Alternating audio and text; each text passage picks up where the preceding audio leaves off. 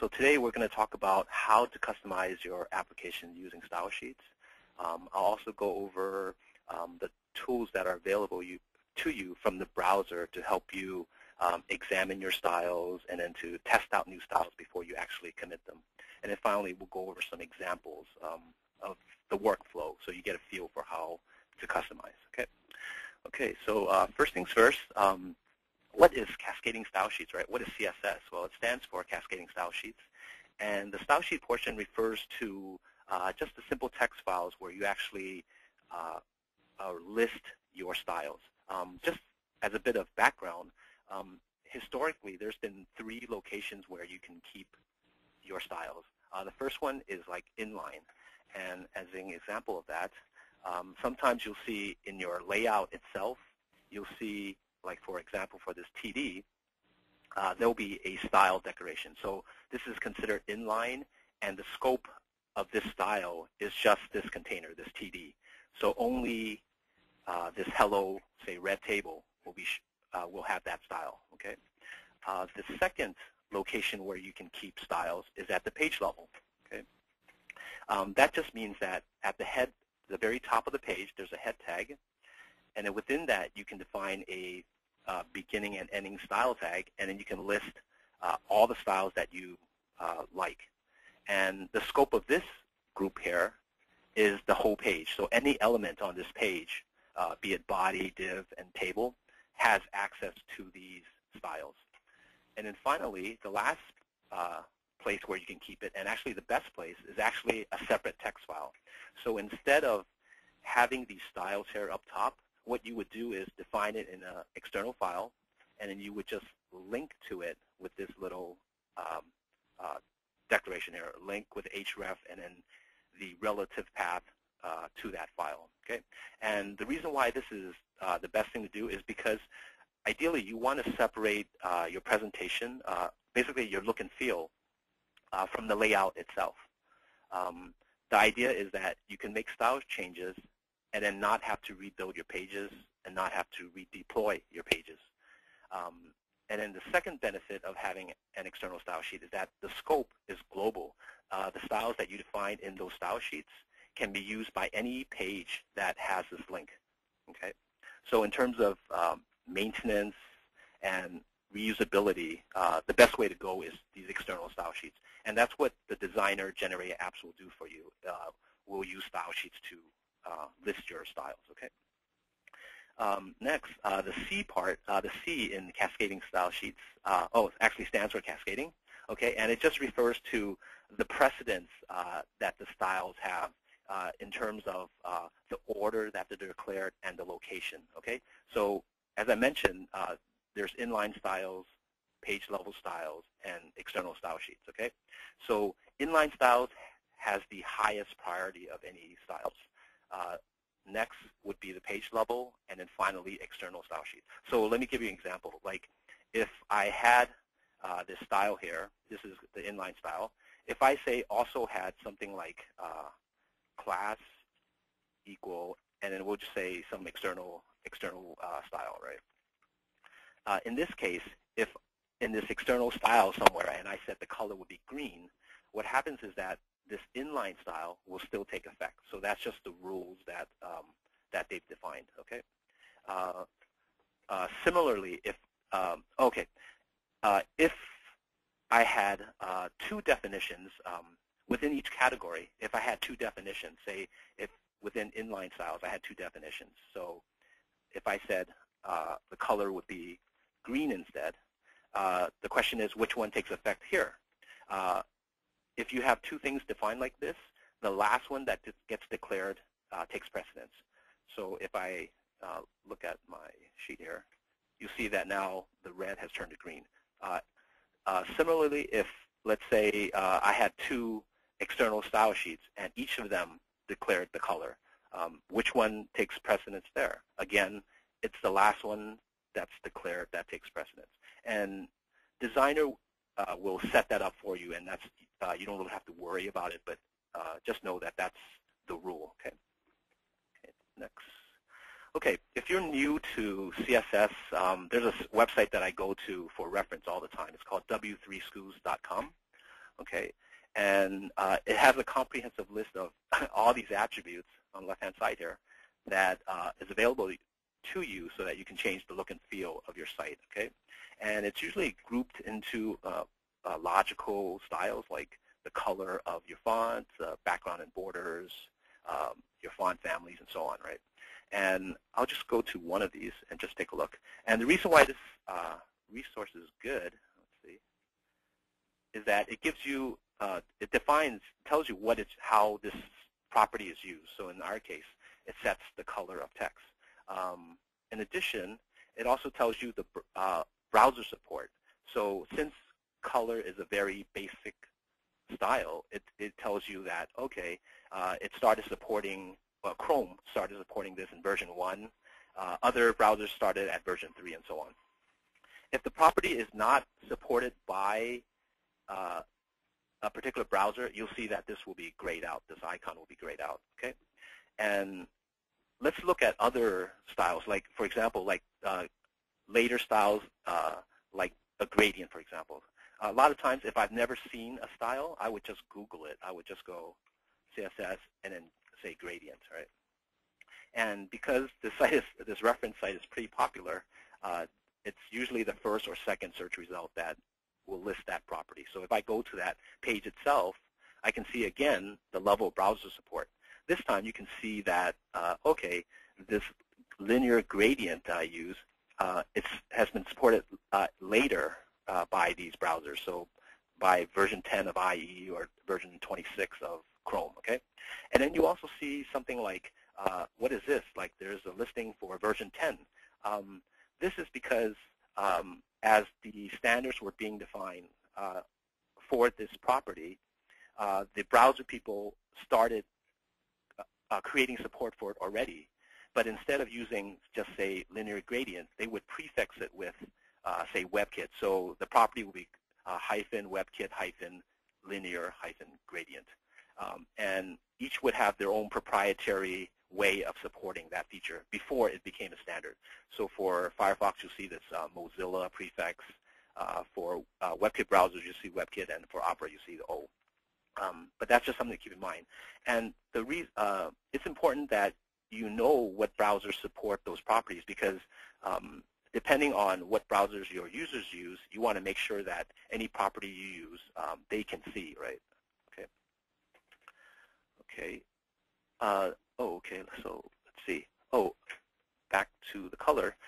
Not only do they list the browser support, they'll also tell you what possible value you can use for this particular property. In our case, it's just simple color, right? Nothing special. Okay. And another good thing is that they'll show you examples of how to use that property. So it tells you, okay, you can use color with a keyword like red, or you can use a hex value, or even an RGB value. So this is a good reference. If you've never seen the property here, just look here, and they'll give you examples on how to use that particular property. Okay. Okay. The next question is, how do you target elements? Right. We know how to create these properties, right? But they're like in a vacuum. So if we want to target elements, this is what we do. The first way is to target specific HTML elements on the page, right? So each HTML page will have, say, a body tag, a title tag, H1, H2, P tags, and so on, right? So you can actually apply that property to the particular tag. So in this case, for the P tag, you can set a color for it, right?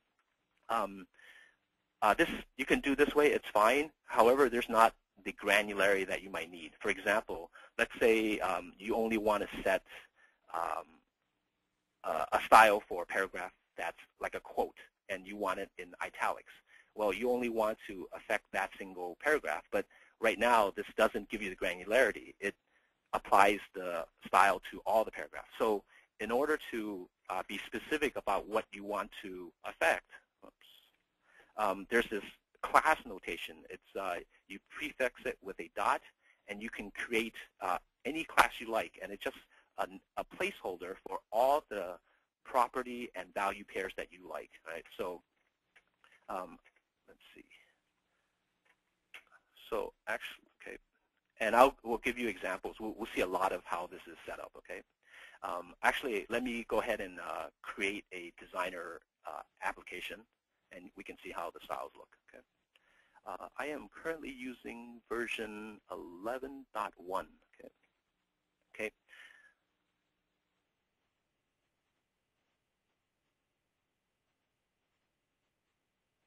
Okay. The first step that comes up is an option for you to pick a particular theme for your application. Right? You have all these different colors and look and feels. Okay. And these themes are divided into, right now, 3 families: a modern family, a modern grid family, and then a classic family. In general, the modern themes will tend to be lighter. There are a lot of effects that we use in the look and feel, for example, like rounded corners for buttons, 3D effects, and gradients. And at the time that the classic themes were created, CSS wasn't available to achieve that. So what we did was we used images to create these rounded corners and gradients. So the classic themes will tend to be slightly heavier memory size-wise, and then also a little more difficult to customize because you have to update your images and so on, right? But if you use modern, if you need to change rounded corners and 3D effects, you can just change a style sheet, and then that will achieve what you're trying to get. So if you plan to make major or a lot of customizations, we recommend that you use the modern themes instead. Okay.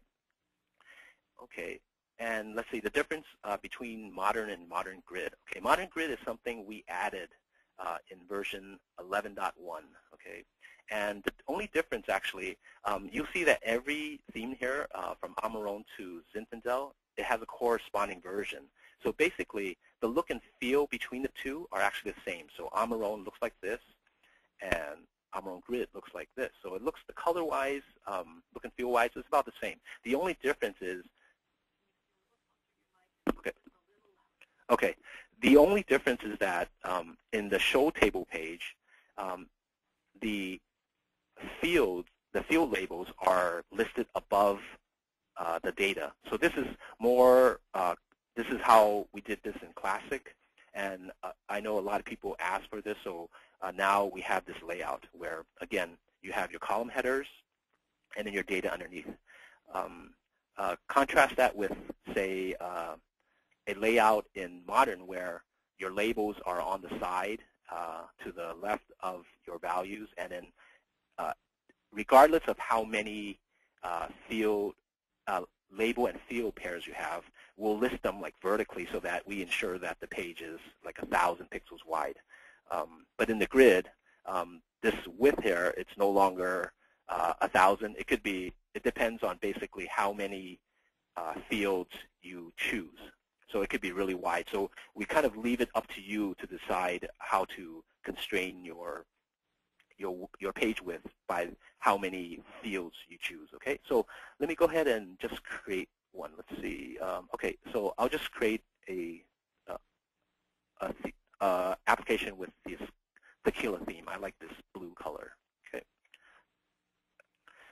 I'll just use the sample database that's provided by the installation. So this is Southwind.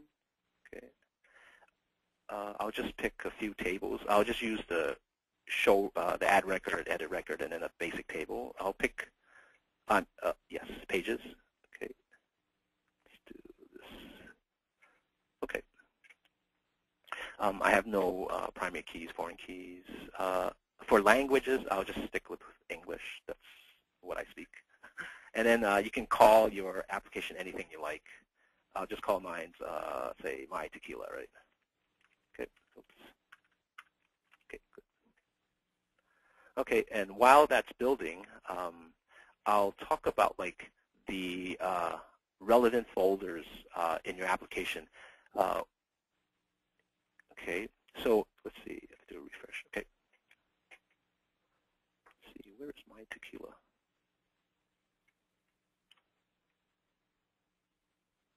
Let's see, where did I create My Tequila? Oh, I didn't create it yet. That's why. Okay, so now it's building. Okay. So if I look, okay, so here's my tequila. Okay. The two relevant folders are the images folder and the app themes folder. So first, the images folder. This folder contains all the images that are used for the look and feel. So all these button icons. You have your update panel spinner. You have your logo for your application, and then you have these mobile icons as well. So all the images are here. This is where you reference them. The second directory that's important to us is this app themes directory. Okay. Within that, there will be another folder, subfolder, that corresponds to the theme that you chose. In my case, I chose tequila, and this folder is automatically created. Okay. Within that folder, there are two style sheets. So when I talk about external style sheet, this is what it looks like. It's just a basic text file, and it's the file type is .css. Okay. So I'll just open this with a editor. I like to use VI. It's like a old school editor. It's about 50 years old probably in the days of Unix. But anyway, here's the style sheet. Okay. So base styles is the file that we use to generate the look and feel of tequila. So you'll have all these styles. We try to group it in logical blocks. So for example, you'll see a group of styles for buttons, a group of styles for menus, and so on. You know, it's a little difficult to figure out what's going on when you look at this file, but that's when the browser tools inspector will clarify things for us. Okay, so here's all the styles. Okay, the second style sheet here, right now it's blank, but this is reserved for you so that you can customize your application. Right, anytime you want to override something here, something in base styles, you can just add it here, and it's guaranteed to take precedence over base styles. And I'll go over why that's the case, right? Okay. Okay. Okay. So let's see if the application's ready. Okay. So here's the generate application. Here's okay. So if I do a view source, what I'll see, I'm hoping to see those link references that I was talking about earlier. So what happens is the server, when it serves the page, it will actually look inside this app themes folder, tequila folder, and it will create links to every style sheet you have in that folder. And also what it does is it does it in alphabetical order. So the first link you'll see is this reference to base styles. Okay, base styles, and then the second link would be a reference to styles.css. I can have multiple files in this. Let's say your customization, you want to divide it among two style sheets, right? One styles.css, and let me just copy this and paste this. And you can call it, oops, hang on for a second. You can call it whatever you like. Let's say my styles, right? Okay. So if you do that, and we come here, okay, I'll close this. If you do a refresh, okay, and you do a view source again, you'll see that, okay, now in addition to the two original links, you have a third link, this one, and this time it's to mystyles.css. So again, this is done for you automatically, and it's added in alphabetical order. So in terms of hierarchy, styles.css, because it's defined last, will take precedence over either my styles or base styles. Okay. Okay. Cool. Okay. And okay, now that we have a reference to these style sheets, how do we actually use it within the layout itself? Okay.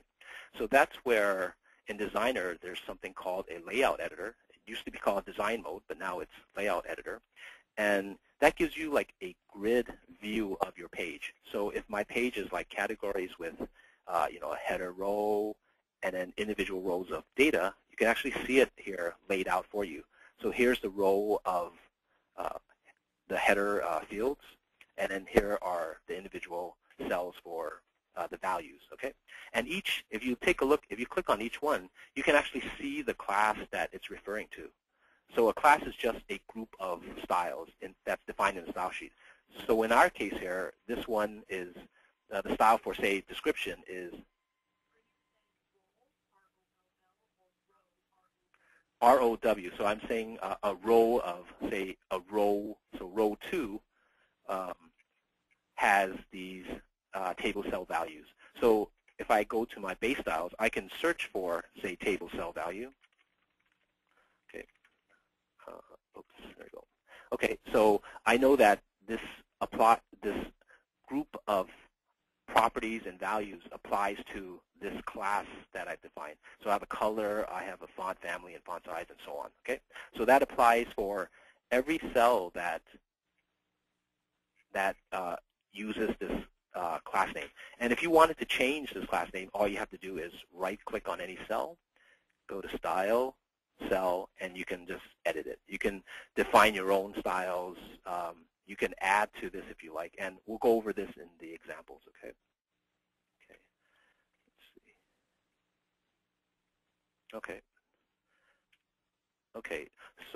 Okay. So after you define these classes inside your containing TDs, the question is like, how do I look at this? How do I know if the styles that I've set take effect, right? So what happens is the nice folks at the browsers, they created this tool for us called the inspector.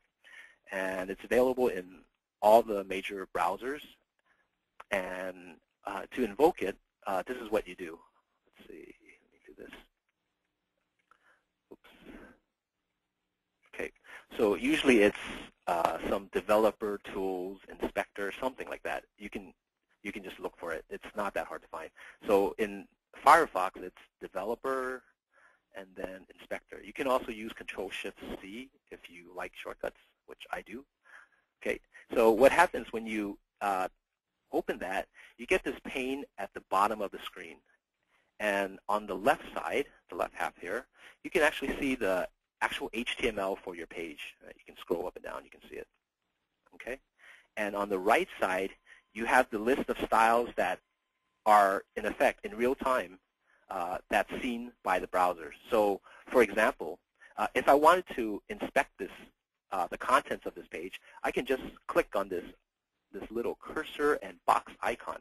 Okay, when I activate it, it turns like this bright blue, and I can mouse over any part of the page I like, right? And you'll see that it will tell you what class is there for this one. Remember, this is our table cell value class again, and you can actually see what's happening. All these cells use that same class. Okay, so if I actually click on it, say I click on this beverages, right? Okay, it will highlight the HTML part here. So here's the beverage, and on the right side, it will tell me what classes are, what properties are in effect, right? So it's saying the table cell class is being used, and here are all the properties. And it actually tells me the line number. So on line 1242 of base styles, so if I come here and I go here, right, line 1242, it has all the styles. It just echoes what I had previously, color, font family, and so on.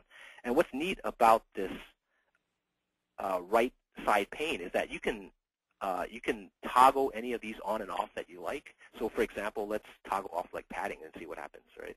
So okay, it looks like there's a box around each value, and then there was padding there, but now that I've commented out, it's like the spacing is a little off, right? So you can try things out here. So you can also make changes. So instead of font size 15, let's say we want to make it larger. We can make it 25, and you can see how that changes this, right? You can also change the color. Instead of hex value, you can write, like, say, red. And now you see, like, okay, these change based on that setting. And the question is, how come these blue guys don't change? Well, let's inspect that. Let's see what's happening there, okay? So if I come here and I inspect that, I see that okay, the reason why I see that the table cell value is there. However, there's also an A link underneath. So perhaps there's a style that's overriding that. Like there's a style specifically defined for the A. If I look at it on the right-hand side, I see that's indeed the case.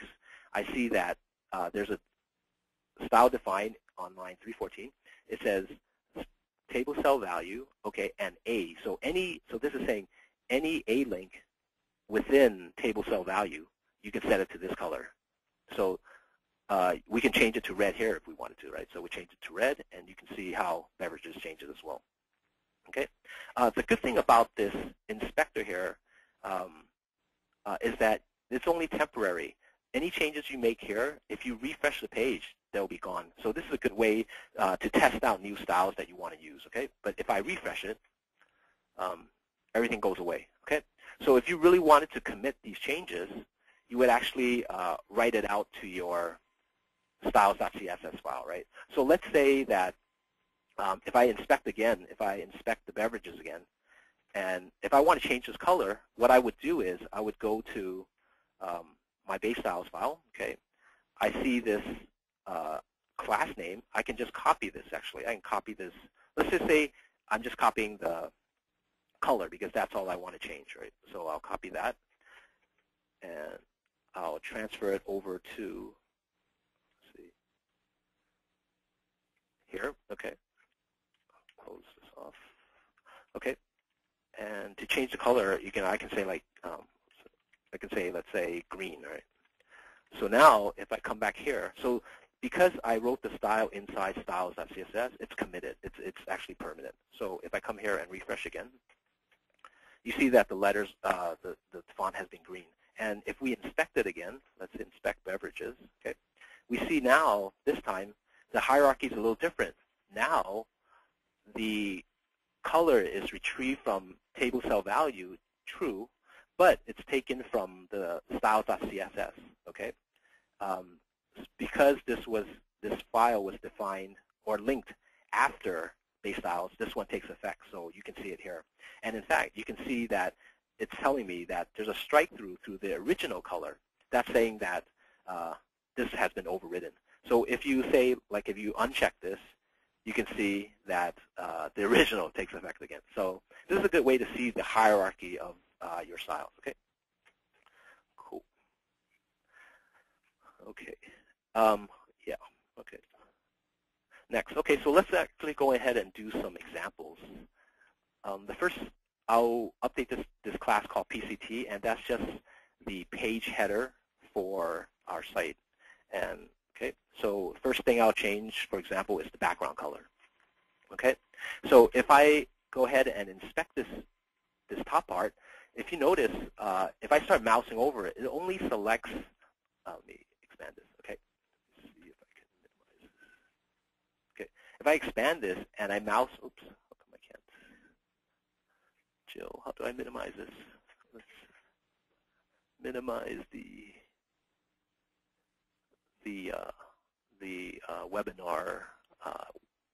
Okay, that doesn't matter. Okay, anyway, if I mouse over the header part, it seems like I can only select a portion of the blue, the deep blue, but not the whole thing. So what you can do is, okay, go ahead and select the child, this one, and then you can actually navigate.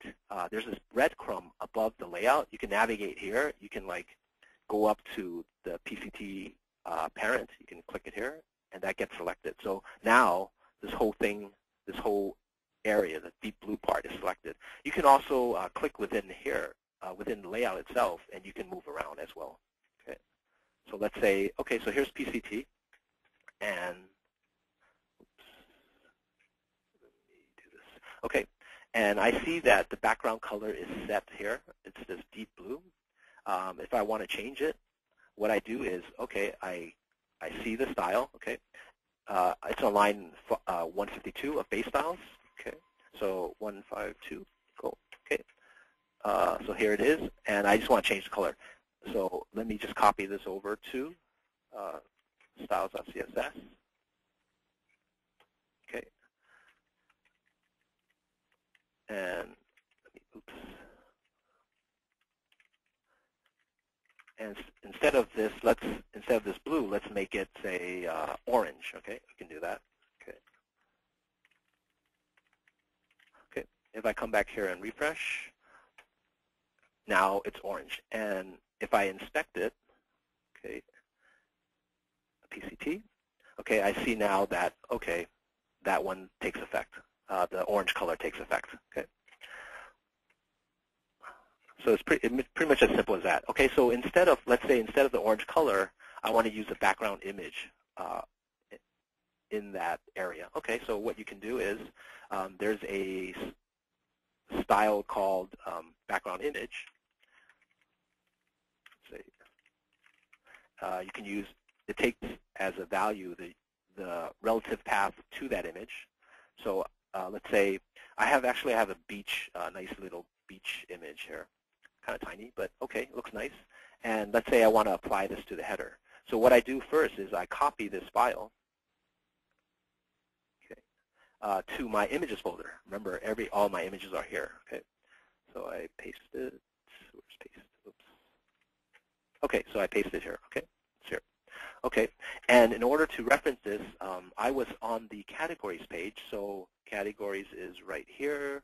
I go up 2 folders and then down to images. Okay, so in the style sheet, I would go up 2 directories to images and then reference my beach file. Okay, oops, JPEG.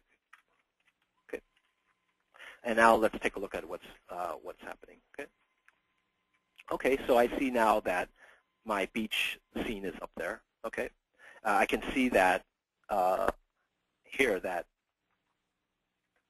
the image is referenced from styles, okay? But, okay, I can't see the whole thing, right? So how do I show more of the image, okay? So I look at PCT, and there's a height specification there.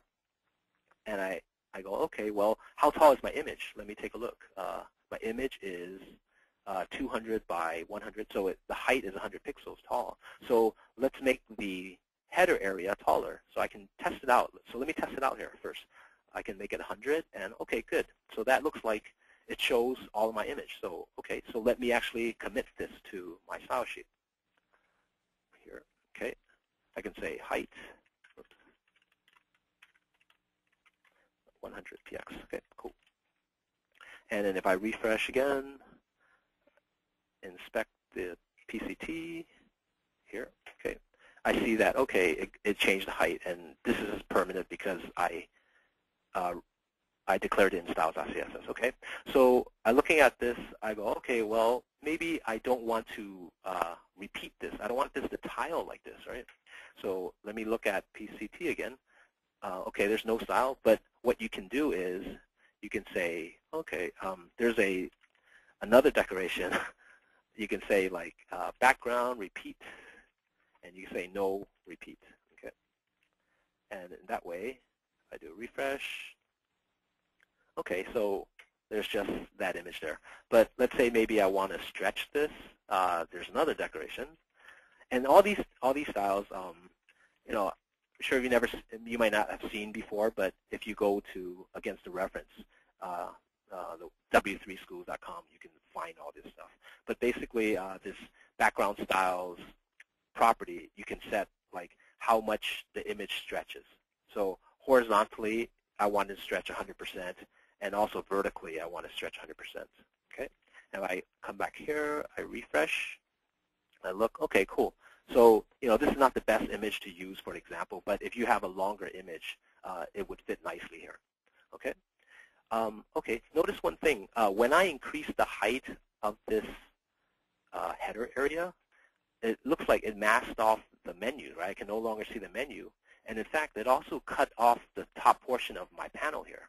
So what happens is, like, the menu was actually fixed, and this header was displayed above it. So I right now actually need to move my menu down a little bit because I've increased the height here.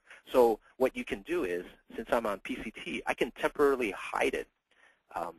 Since, again, everything I type here is temporary, I can actually say, like, display none.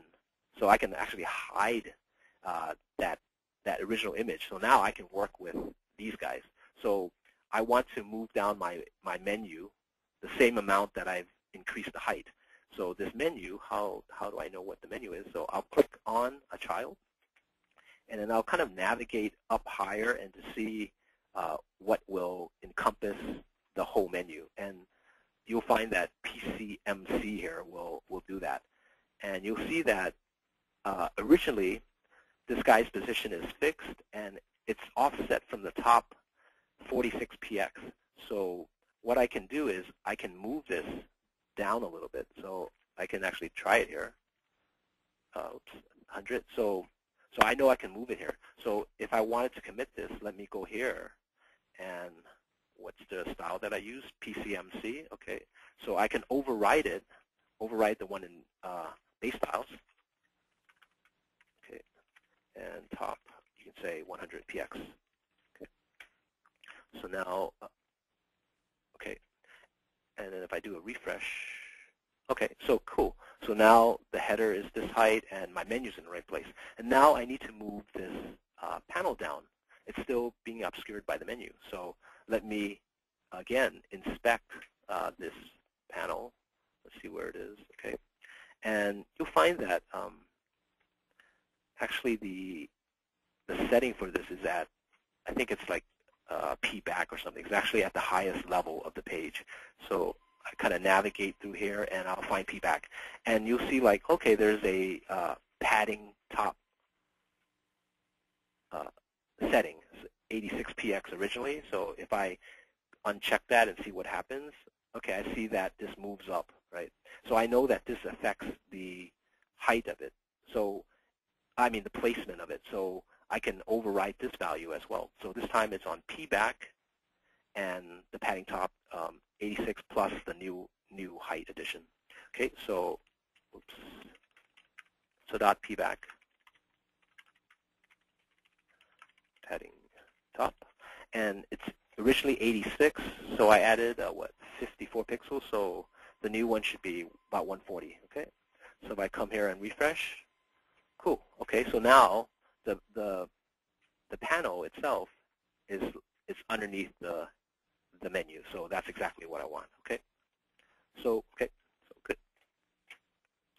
Okay, let's see. The next example will modify the panel title, and that's governed by a class called DHT. We'll do the font family, font size, and so on. Okay, so let me pick a.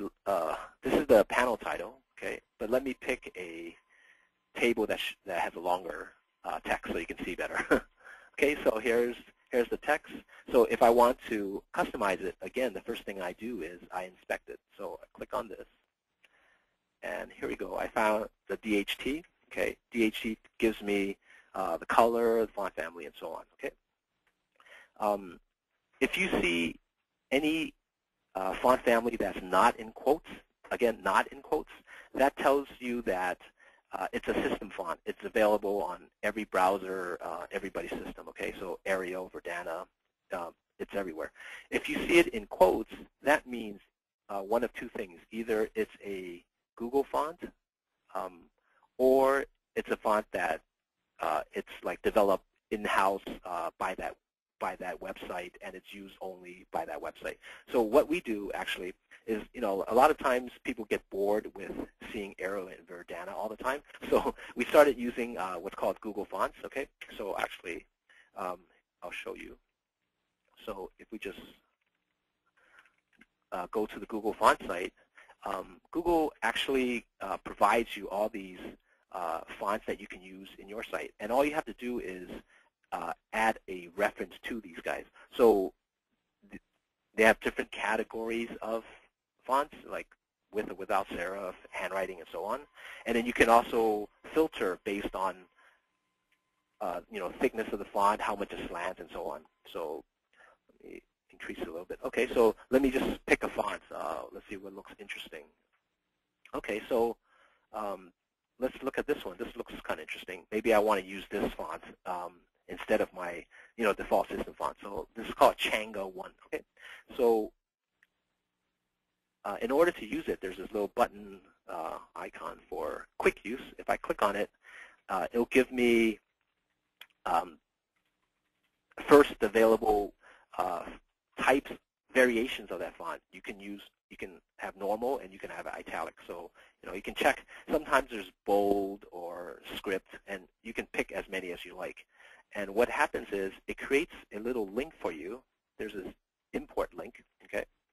And this just says what you do is you copy this and you paste it in your style sheet itself, okay? So, and by the way, it has to be the first declaration before any other definition. It has to be the first definition, so I'll put it there, okay? So what this does on runtime is your page will load, and it will actually go to Google to retrieve this Changa font, okay? So in order to use it, all you need to do is, in your style sheet, you can say font family Changa 1, okay? Okay, so I'll copy that.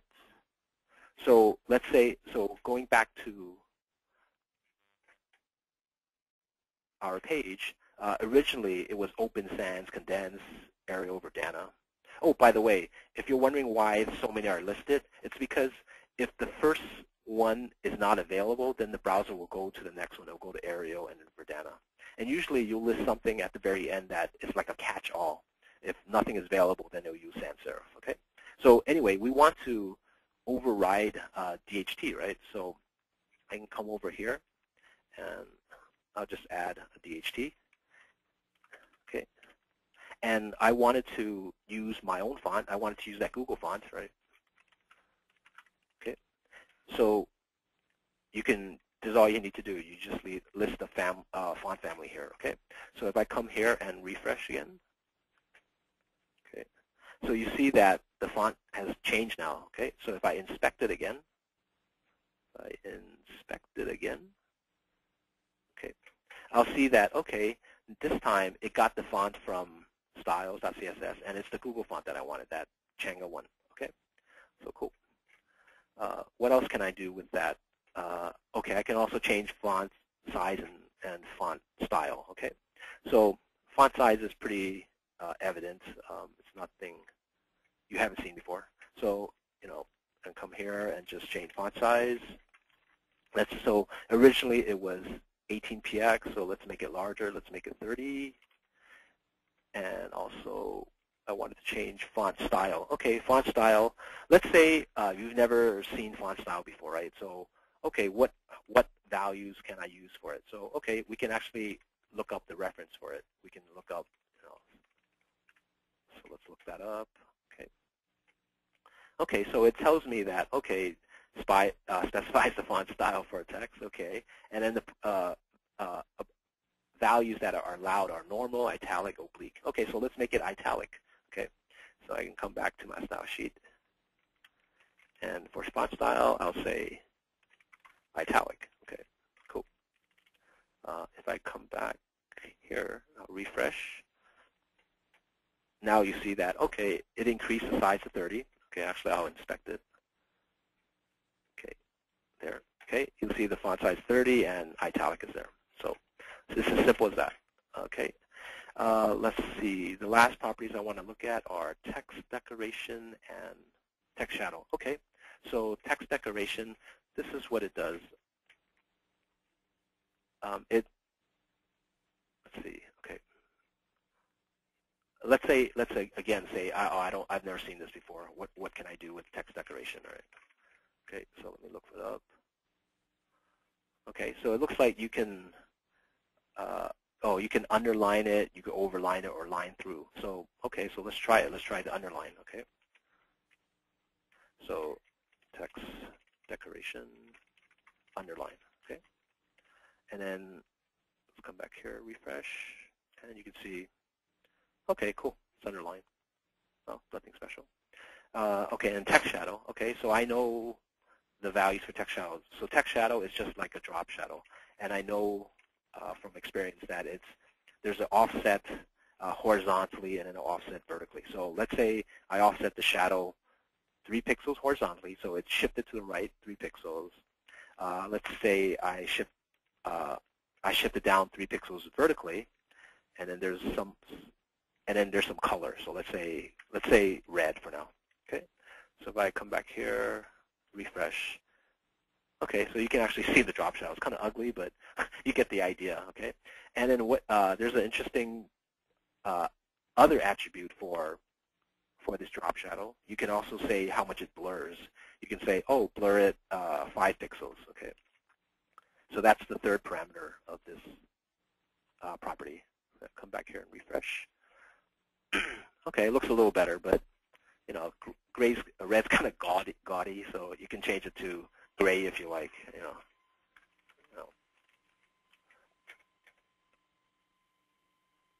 Okay, cool. It looks a little better. Okay, so that's what you can do with your text. You can do these drop shadow effects. Okay. Okay, the next example has to do with theme buttons. Okay, so we're going to change the border property and the border radius. Okay, so here's the theme button. Okay, so again, the first thing I do is I inspect that element. Right, I mouse over. Okay, cool. Let's see. Oops. Okay, if I look at theme button, I see this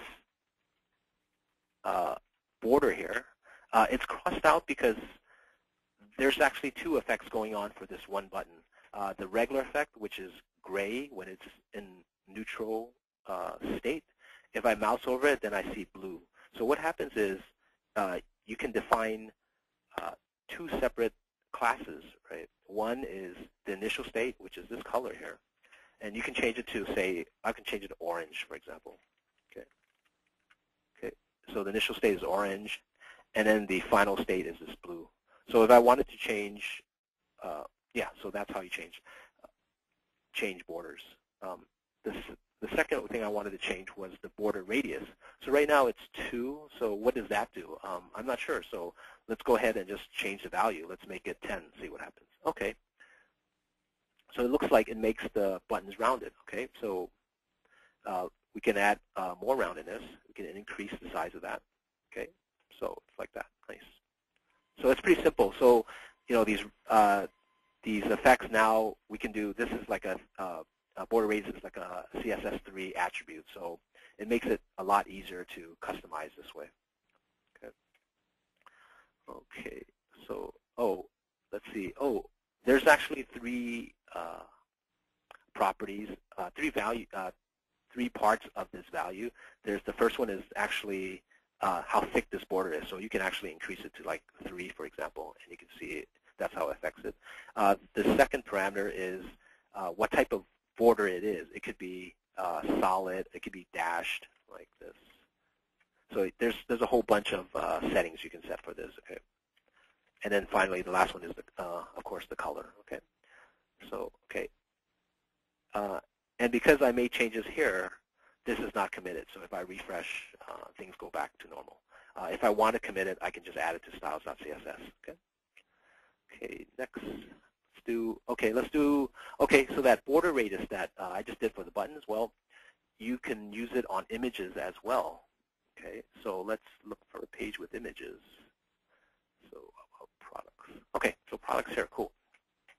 So again, if I want to see what styles are in effect here, I will inspect it. Okay.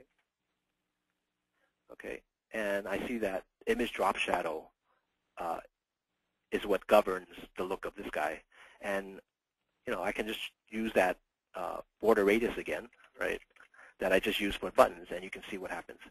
So you can set it to something like, let's say, 20px. Okay, so you can see how, okay, you can make this rounded. Oh, that's pretty cool. But not only can you use px values, you can actually use percentages as well. You can use something like 50%. And what you do there is it makes it like a complete circle. So anything 50 or above will make it a circle. So this is kind of like how you achieve that, the Google Plus avatar look, right?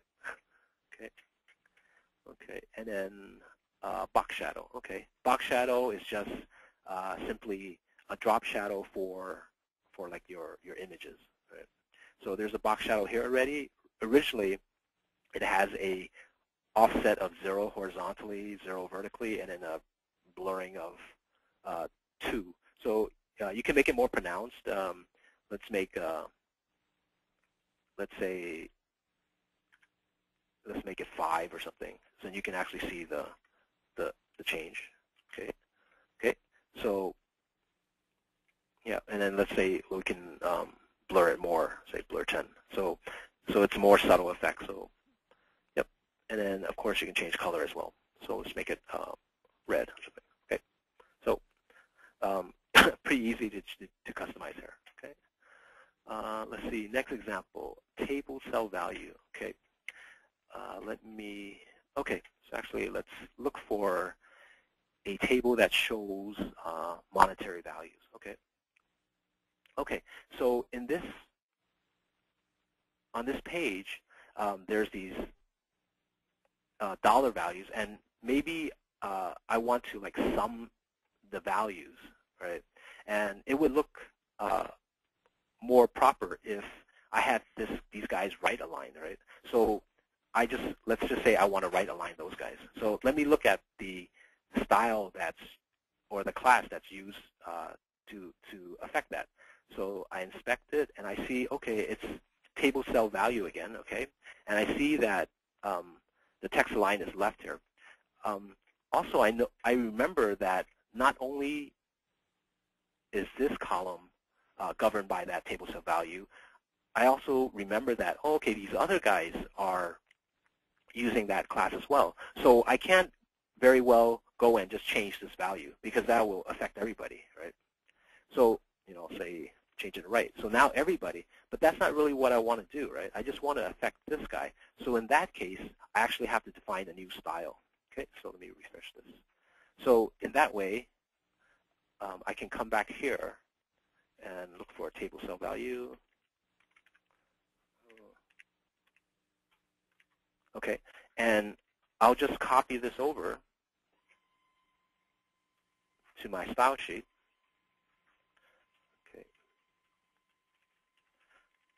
Okay, and instead of left align, I want it right align. But I can't use the same class name. I need to define my own. So this is how to create a new class. Okay, so you just, let's just say, let's call it right align. Okay, and in order to use that, you can use the design mode again in the layout editor. So I was on the order details page. Okay, show order details. Okay, and I want to affect the amount. Let's see, I want to affect the amount and unit price columns. Okay, so this one and this one. And here's a trick. You can make multiple changes by just going shift-click.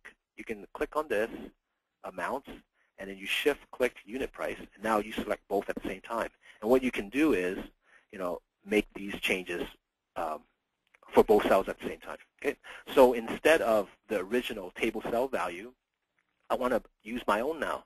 I just created a table cell value right aligned. Okay. Okay. So, and notice because now this is a change in layout, I have to rebuild my page. It's no longer simply a style change. I actually have to rebuild my page. Okay.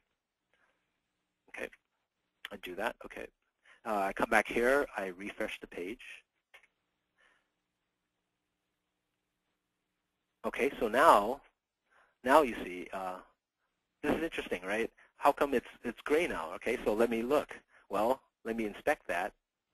Okay, and I see that, okay, it's gray because I copied the entire block of styles from the original base styles, which was gray, and I didn't copy the one that's defined in, oh, actually I overwrote it. I actually put the gray here, so that's why it's not green. Okay. And I can see that my new alignment is right. So cool, that's exactly what I want. Okay, but you might have a question, right? You go like, hey, how come if I just want to change the alignment, why do I need all this other properties here, right? What happens if, say, in a future release, designer IronSpeed like modifies all these, right? I don't really want to change all these properties, right? I'm only interested in text align, right? So what you can do there is instead of including all these other properties, right? Let's get rid of all of them, right? I'm only interested in text align, okay? And I can call this. I can leave this I can just call it like just right align, since I'm not setting any other attribute but that. Okay. Okay. And the way to use this is you can actually add to this. So again, I'll shift click, and this time instead of using our newly created table cell value right align, I can say I'm going to use the original properties from table cell value, okay, which I had from base styles. And in addition, I just put a space, and I can add a second class, okay? The second class is what I define to be just right align, okay? So what happens here, if I rebuild, and I come here and refresh, okay, good. So it's still right align, but if I inspect it this time, let me see. Okay, I see that, okay, my right align takes precedence because it was defined second, right? The last one takes effect. So that's why that's in effect. And then otherwise, it takes what was there originally. It'll take, I guess I have a green color somewhere in the styles, right? Let's see. Yes, right up here, okay? So, and then the rest of the values, the color, the fonts, I mean, just the fonts, the font size, and so on, it's taken from base styles.css. So in this way, you can actually chain multiple classes, for your use, right? So you can retain the values for the original cell, but then you can make slight modifications. And also, you can reuse this anywhere. You can, if there's on another page, if you have another value that you want to right align, go ahead and use this, right? You have that class for that element, and then you can just add this. So chain as many as you want, okay? Okay. Okay, cool. Okay, so far, all I've been doing is actually inspecting the pages created by designer, right? But there's nothing to prevent you from looking at third-party sites, right? A lot of times you can get inspiration for your own site by looking at other people's sites, right? So here's an example. I'm going to go to this site. It's about how to draw. It's by this guy called Scott Robertson, and he is a industrial designer, concept artist, right? And I've been reading his a book about how to draw, okay? And this is the companion site to that book. So when I came to the site, I see things that might interest me. Maybe I can use it within my own application, right? So first thing I see is this menu up here, right? And it's a typical menu, right? There's a active state, and then when I hover, I see like it changes a different color, which I'm very familiar with. But notice how slow the changes. There's like a slight delay in changing, right? So my question was, oh, how do they do this, right? Well, I can inspect this just like any other page, right? I can inspect this, okay? And let me look here, okay? So I guess third-party sites tend to be like a little more convoluted, but I can look through this and figure out what's going on, okay? I can see, like, for example, okay, the background color will be orange when I hover over it, okay? Font size is here, font family, okay? And then I see something called transition, right? There's a time element here. So maybe that affects the transition of the hover state, right? So let me disable this and see what happens, right? So I come back up here, and now if I hover over it, look at the transition is really quick. So, okay, I know that this affects that, right? So what happens if I increase the time? Right now it's 450 milliseconds. Let's change it to 2,000, right? So 2 seconds, right? So let's see what happens. Cool. Okay, so now it seems like, okay, so there's that effect, but it's like delayed, so it's kind of neat. So let's say I want to use this in my own application, right? So I can just, like, let's say, copy this, okay, and let's see, what can I use it for my own application? Okay, so let's use it for the text box, right? The text box, when it's active, it will have this blue outline on it, but what I want to do is, I want to accentuate that, that activation, right? So I want to slow down the transition. So I can inspect that. Okay, let's see. Okay, and then I can actually, let me see. Oops, I don't think I grabbed it. Let's see. Okay, so here's my hover state for that guy. Okay, and I can add a transition here, and then I'll paste what I had earlier. So now, if I come back here and I mouse over it, hey, look at the blue hover state is just really delayed. Okay, so you can shorten the time. You can make it 1 second if you like, or okay, and okay, so that's a nice effect. Okay, I like that. Okay. So you can just borrow from other people's site. Artists, they borrow from each other all the time. Okay. Next thing I see on the site, I look at this, how to draw. I'm wondering, is that a logo, right? How did they create this, right? So I will just inspect that, and I look at it. Oh, okay. So it's actually a ahref, right? It's just text. It's not even a logo, and it looks like, okay, I can see the properties that are associated. What is this word spacing? What does this do? Let's check and see. Okay, it looks like it creates, it affects the, believe it's called the leading, how spread out this text is. So I can change it to say 25. Let's see what happens. Okay, so good. So I can change it like that. Okay, so what is this border bottom color? Let me uncomment it out and see what happens. Nothing. Okay, so it affects this line underneath it. Okay, so you can change color if you want. Let's say we'll try it, make it blue. Okay, cool. Okay, that works. So in this way, you can actually create this what looks like a logo, and you don't have to have a graphic designer design it for you. You can just use CSS to make it look sort of like a logo. Okay. Okay. Let's see what else I want to do. Okay. The next thing, the subheading. I see that some of these letters are in uppercase and some are in lowercase. My question is, how do they do that? Is it simply how it's typed, right? So I inspect that.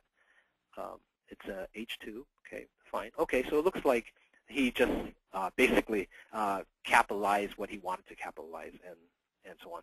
But what you can do actually, if you wanted to affect it without actually typing it out, you can do something like, let's say he wanted everything in lowercase, right? You can use this CSS property called text transform, and you can just say lowercase, okay? And then what that does is change everything to lowercase. So as irrespective of what was there in the actual HTML. And similarly, you can make it uppercase if you want. Okay, cool. All right. Okay, so that's how you change things there. Okay. And then, okay, so let's go on. Okay.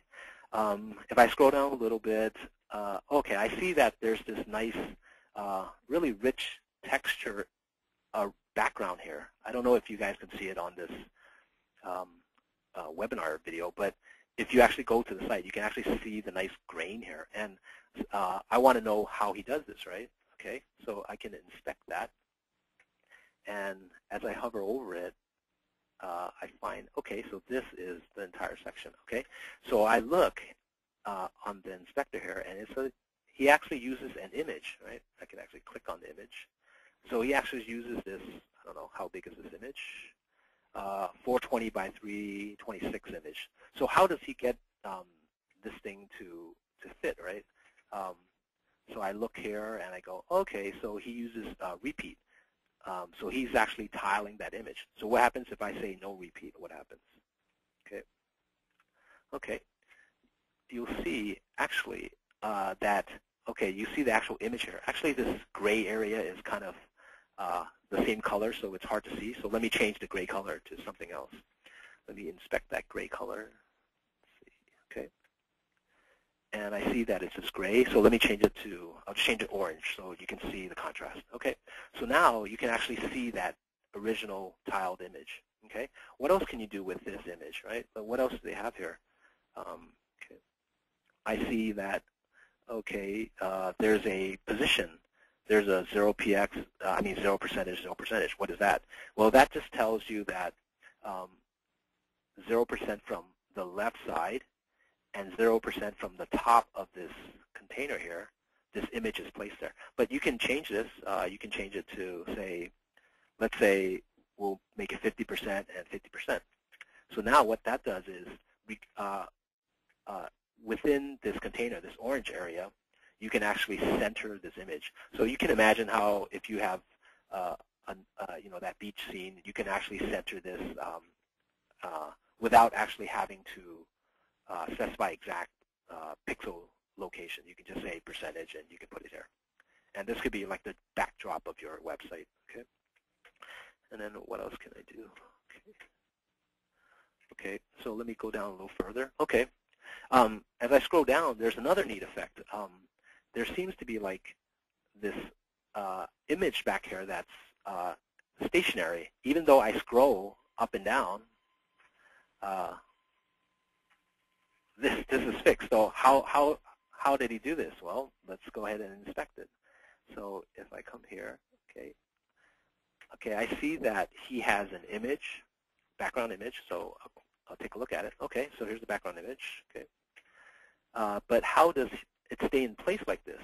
Okay, so I come here and I take a look at it. Okay, and I see that there's this thing called background attachment fixed. So this tells me that, okay, that's how he keeps it in place. Okay, what happens if I uncheck that? Okay, now if I scroll, hey, it moves with the rest of the content. Okay, so if I want this effect on my website, what I can do is, okay, on a container, say a parent, you would have a background image, and you would say, you would fix that image in place, and then all the interior content after that, so you see this dotted blue line, all this resides is a child of that parent, and it will be placed above the parent. So the parent is fixed, but every content under that is scrollable. So that's how you achieve that. So yeah, let's see. Okay. Okay, I think that's actually all the examples I want to do. So the main point is that looking at third-party sites, you can get ideas for yourself, right? You can just borrow ideas that you've never thought of, right? Okay. Okay, so I think that's all all the examples I'll do today. We'll take questions from you, and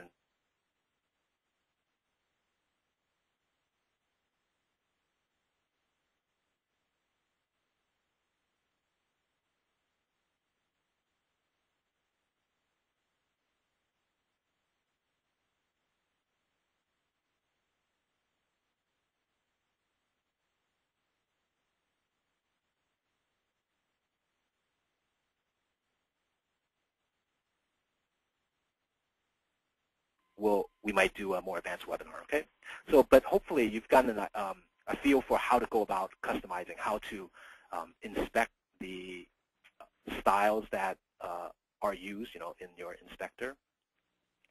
How to go about, you also see the hierarchy that's there, right? Which style sheets are in effect, and then you can get a feel like how to customize, look up new properties that you haven't seen before on that reference site. Okay, so hopefully that was helpful for you and gives you a head start into customizing your applications. Okay, so Jill has let's see, right now it's at the 50-minute mark. Okay, that's fine. I'll take questions for as long as I can, and we have energy for. Okay, so Jill has typed in quite a few questions from you already, so I'll go through each one. Okay, so the first question, I don't know who it's from, but is it he or she is asking, is there any problem moving the CSS files to different folder in ISD-generated apps? The default is app themes. I was just wondering if there's any issue. There's no issue. You can do that. The benefit of keeping it in this folder is that the links to these files will be automatically generated for you. If you want to create a separate folder, that's fine. So let's say you have a folder called My Styles, right? And I'll just actually move these over. I'll move these two over. Okay, I'll cut it from here, and I'll paste it to My Styles. You can certainly do this, but what happens if you come back to this page and you do a refresh? Okay, you'll see that, and I look at the view source. Now, I only have a reference to this because as far as .NET is concerned, it only knows about this. So what you would have to do is, if you want references to those files, is so for my order details page, okay, I actually have to add these links myself. So, okay, there's something called the page directives. This is basically the wrapper for your page. Okay, actually, let me put it at a higher level. I can put it in the master page itself. So this order detail pages uses the horizontal master. And if I take a look at the page directives here, okay, I can see the head and so on, right? So if I wanted to add links, I can add a link to it. Let me get the format. So let me copy this. Okay. Okay. And so in my designer, I'll just paste that link, right? But this time, instead of app themes, I have it in my own folder, My Styles. Okay. I don't have a subdirectory. Okay. So that's gone. And my file was called mystyles.css. And then I also want to include one for the other, for styles.css. Okay. Okay. Okay. Good. Okay. I have to do a rebuild because this is a layout change. If I come to my page again and do a refresh, okay, view source. Okay, now you'll see My Styles there and mystyles.css, and then finally the base styles. So notice that if you add your own location for these style sheets, they're actually no longer in alphabetical order. So let me see. Actually, this is kind of weird. Actually, there's actually another styles.css, I guess, in Tequila. Let me see what I did here first. Oh, okay. So my fault. I left that file there. So this should have been deleted. Okay. So let me come here again. A refresh. Okay. Refresh. Okay. So there's the link to My Styles, a link to Styles, and a link to Base Styles.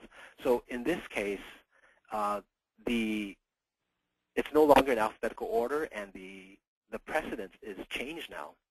If you define your own folder, it's actually alphabetical order based on the, I guess, I'm actually not sure. So, but regardless, your My Styles has less precedence than Base Styles. So let me try something else. Let me actually try, instead of, let's see. So that's not what I want. I want my own style sheets to have precedence. So actually, let me move this somewhere else. I don't want it here because if I put it here, it seems like the base styles will have precedence. So I'll just cut it from here, and I'll just move it like further down. Let's just move it outside. Let's move it outside the head and see what happens, okay? Okay, let me do that. Do a rebuild. Okay, refresh. Okay, and if I look at the view source again, okay, good. So now, I don't know why it copied the styles to here. I have to look this up. I have to figure out why this is happening for this one. But the important thing is, okay, now, let me do a refresh, actually. Okay. Okay, the important thing is that, okay, the base styles is already there, but now your style sheets are defined here as well. But because this is defined later, after base styles, your style sheets will take effect. So okay, so to summarize, you can put style sheets outside app themes, but you need to add your own link references to those style sheets. Okay. Oh, okay. Oh, I've been told that designer always adds a blank styles.css in this directory, in the app themes directory on a regeneration. So that's why that style keeps on showing up. Okay. Okay, good question, good question. Okay, so next, he says, please go back and use same theme pairs. For example, slowly show Zinfandel Modern and Zinfandel Modern Grid so I can see the comparison. Okay, sure, let's do that. Okay, so let's create a new app. Let's see. Okay. Okay, so he wants to see the difference, right? Actually, why don't I just create the theme for you? It's so you can see it better. So let's make Zinfandel. Okay. I'll just do this really fast. Let's just do the basic show table page, and I'll pick a couple. Okay. Okay. So this is Zinfandel. Okay. Finish. Okay.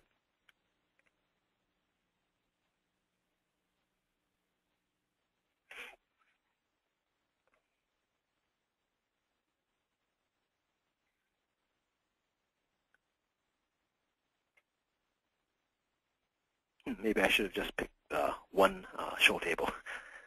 Okay.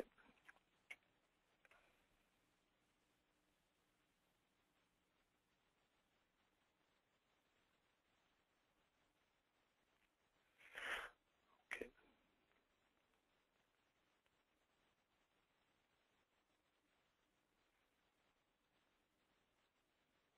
Okay.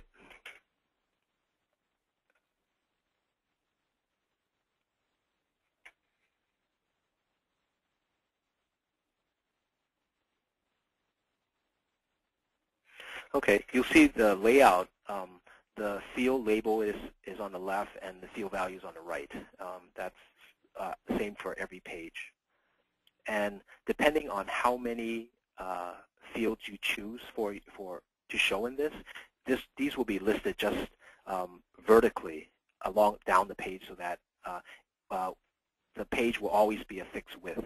In this case, it's 1,000 pixels, so here to here. So let's look for like see if there's a longer table. Okay, see? So if there's more fields, what it does is it will have these label value pairs listed vertically so that it fits, okay? So let's go ahead and do a Zinfandel grid, okay? So same process. Okay. Okay, and this time I will only choose one show table page, okay? Yeah, that's fine. And this time it's called Zinfandel. Okay.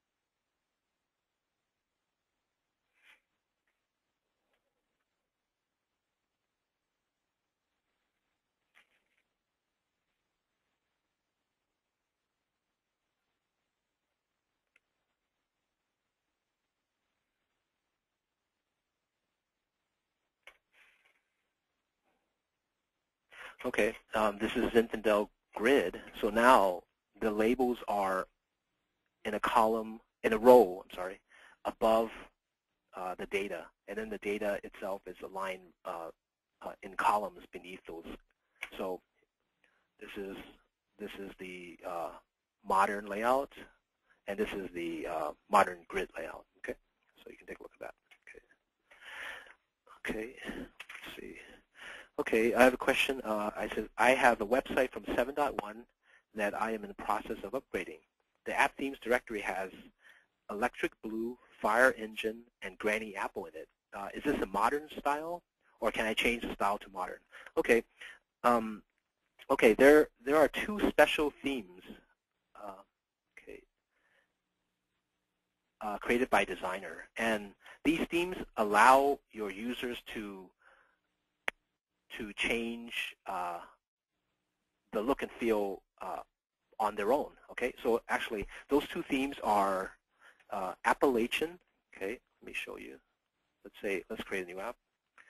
Okay, there's these are actually both classic, by the way, and there's there's an Appalachian theme, and in this theme you can change the user can actually change the color of this top here. Okay, and that also applies to Himalaya. There's also variations. I'll show you what it looks like in the themes folder. Typically, for say I was working on Chablis, for example, there's only let's see. Okay, sorry. Let me go to the app themes folder. Okay, Chablis. When I was, actually I was doing tequila. I'm sorry. Okay, so in tequila, there's only one folder here for your base styles. But if you created a theme with Appalachian, you'll see something different. And when he's referring to these other styles called electric blue, fire engine, and granny apple, this is why that's the case. So let me do this really fast. Okay. Okay, so this is Appalachian. Okay.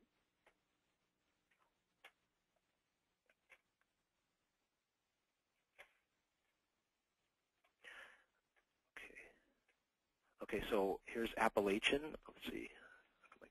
Okay, so in the app themes folder, this time there's actually three separate folders. The question is, why is that, right? If I look in it, it has the typical base style and styles.css, right? But why are there three here? These are called, in .NET terminology, it's called a variation. And what it does is it allows the user to change themes, right? So let's say, okay, I think this is still building.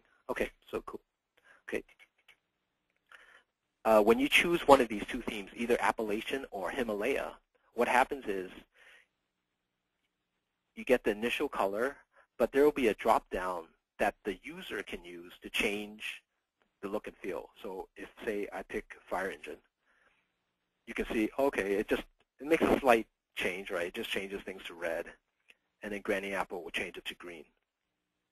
So if you, for whatever reason, if you want your user to customize like this, that's fine.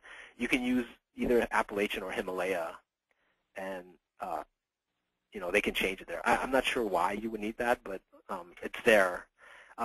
These two themes are actually classic themes, and we didn't feel that this was very useful. Even though this functionality was available, it didn't seem very useful. So we decided not to add any in modern. So in answer to Steve's question, he says, can I change this to a modern theme? No, you cannot. So there's no transition from classic themes to modern themes. Within modern, let's say within a category, you can change from one classic theme to another. That's certainly possible. So like this one, it was Appalachian, and if I wanted to change themes, I can do that, but it has to be within the same family, so I can only pick other classic themes. You'll notice that modern grid are grayed out, and that's to prevent you from changing to those. Similarly, if you had a modern theme, you cannot go to classic. And, okay, thanks, Steve. Okay, I have a question from Chris. He says, in the doc type header, please explain the browser definition meta HTTP equivalent. Okay, actually, instead of reading this, I'll show you guys what this is. Okay.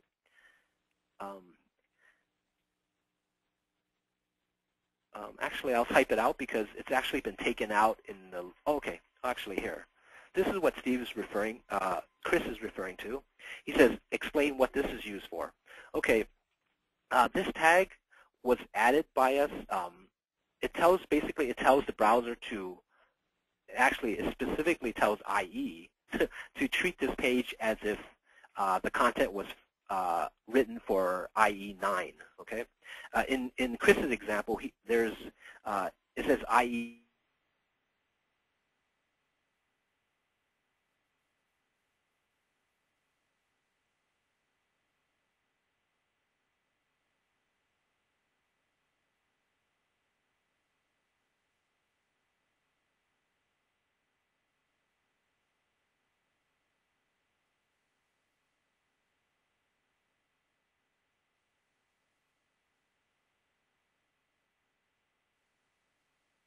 5 or something working with these pages. And so we have to tell the browser to behave a certain way. In this case, behave as if an IE9 browser was looking at the page in order for those error messages, those warnings to go away. So that's why we have that. Okay. Okay. The next question is from Eric. He says, how would you create a left panel and right panel where you could put additional content data? Thanks. Okay, so left panel, right panel. Okay, so let's say since I'm in this Appalachian application, let's say that 3 times fast, how do I put a panel to the right of this? Okay, so I would go to Designer, and since I'm on the Categories page, there's this page section drop down. If you look at it, you can see the hierarchy of that page. So right now I'm at the panel level, but I can navigate up to the table control level and actually to the page level. And what I can do is this content in A1 is actually this whole panel here, this whole panel. So if I wanted to add a second panel to the right of it, I can do that. I can just open up the toolbox. See tools. Okay, toolbox there. Okay. And I can just add another panel, and the panels are under this category reports and forms, okay? So let's look for a table, okay? So let's say this is a categories table. This time I'll choose customers, and I can just drag it in there, okay? The configuration wizard will show up, and then you can pick whatever you like. You can pick a gallery or basic page. Okay, so let's just stick with gallery, okay? So I'll do next. There's other configuration you can do with it, but for now it doesn't matter. I'm just going to leave it as is default. Okay. Okay, and I'll just do finish. And if you do a rebuild, okay, and I come to this page again, now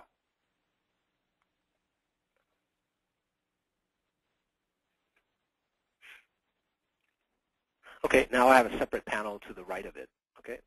And okay, so I'm not sure why the alignment is off here. Let me see.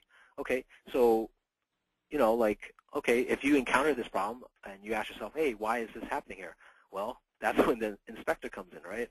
So I go, okay, let's inspect this. Let's see what's happening. Okay, so I hover over this container for this guy, okay, and I see, let me see. Okay, I see there's no style there. So maybe I can do something like, let me see. Let's see. Okay, maybe I can try something like vertical line top or something. See what happens. Okay, so that doesn't work. Okay, so I can try something else. Okay, let's see. Let me try to find this guy's container.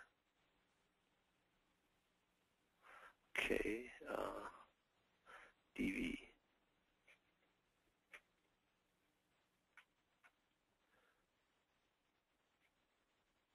Okay, so this guy's here. Okay, so the parent is right here.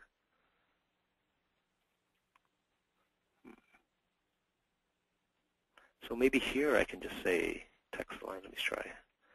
Vertical line top. Nope, doesn't work either.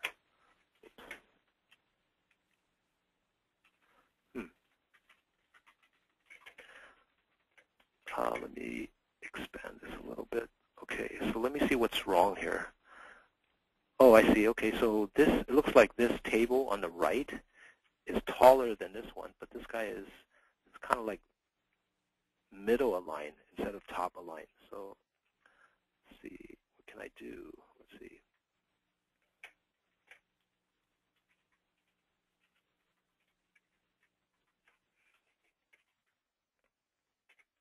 There should be a way, I think. Let me try to define this way. Let's see. Okay. Scroll region. Okay, that doesn't matter. Okay. So let me say like display inline. Like it is centering the two table controls with each other. Oh yeah, that's correct. It is centering the two tables with each other. Okay, let's see. Okay, let me try. So there should be a way to say for this container, this parent container, so maybe like display inline or something, and that should get, let's see, no. Okay, well, let me take this offline since it's going to take me maybe a little bit to figure out, but I'll get back to Edward on that, okay? But anyway, his question was initially was just how do you have two panels? Well, it's pretty simple. You just drop it in from the toolbox, okay? Any page. And then you can customize how wide this is, right? This one is three columns wide, but you can change it. You can go in here if you want to, you can make it narrower if you want, right? Let me close this for a second. I'll go inside the panel, the fields, okay? So, okay. Oh, it's one column, okay. I don't know. I don't know why it's 3 columns then, 3 columns here. But usually what you will see is 3 columns of fields, and you can reduce it to 2 or so on. Okay. Let me see if I can reduce this one. Let me see. Okay. Okay, panel fields.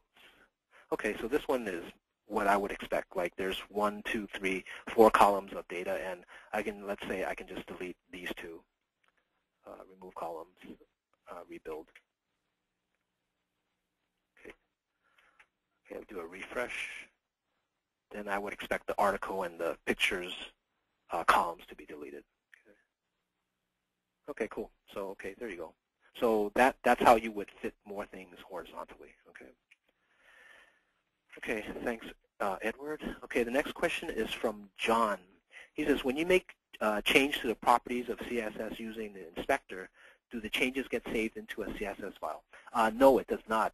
Actually, the inspector wouldn't know which style sheet to put it in, right? I guess, oh yeah, actually that's a good point. It does know, actually, because I'm typing in that area. So that would actually be a good feature for the browsers if they added that. Something like, oh, I can change color here to red, and if I like it, maybe there should be a way where I can actually commit the changes, right? And that would be a good idea. But no, right now, once you do a refresh, that style is gone, and you actually have to manually go and add it to your style sheet. But that would be definitely definitely a good feature for the browsers that did that. Okay. Okay. Thanks, John. Okay. Next question is from Hassam. He says, how can I convert all text box in project to become circular edges, such as text box search in table grid form? Okay. So let's say what he wants to do is he wants circular edges for all these text boxes. So the question is, what is a style that governs these text boxes, right? So I'll go ahead and click this, okay? And if I mouse over, I can say, okay, this text box is pagination input. Okay, that's fine. How about this one? This one is search input. Okay, so it looks like I have to at least make 2 changes. There could be other classes, so you have to inspect that. But let's say I'll pick the search input, okay? If I look at it, there's no, in order to get the rounded corners, what I need is border radius, right? And actually, let me make the border more obvious. I'll actually just make it red so you can actually see the border. Okay, so here's the border of each of these guys, right? And if I want to make it rounded, I can just use border hyphen radius. And let's make it 5, right? Okay, oops, 5px. Okay, that's not that pronounced, so I'll make it 10. So you can actually see how it's rounded. And it affects every text box that has this search input as the class name, okay? So if you want to affect the whole set of text boxes the same way, you just assign the same class name to those text boxes and then add this border radius, okay? Thanks, Hassan. Okay, next, this is from Holly. What is inherited from table box below the CSS? Let me see. I'm not sure if I understand this. What is inherited from table box below the CSS? Table box below the CSS. Holly, can you clarify what you're asking? I'm not sure I quite understand. So go ahead and type the question to Joe again, and I'll look at it, okay? Okay, the next question is from Steve. He says, can you add a background tiles and then overlay an image? Yeah, certainly.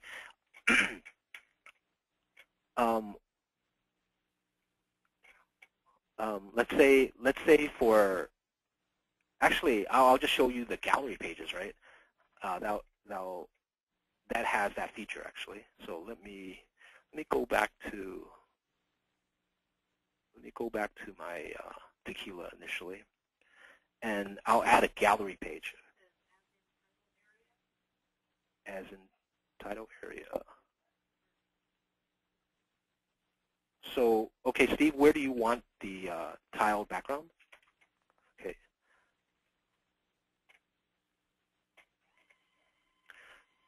Okay, so let me add a gallery page for the, okay.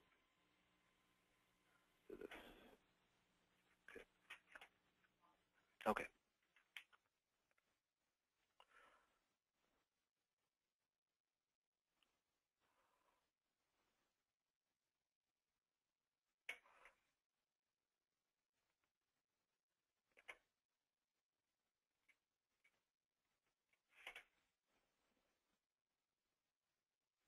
Okay, let's go to the gallery page.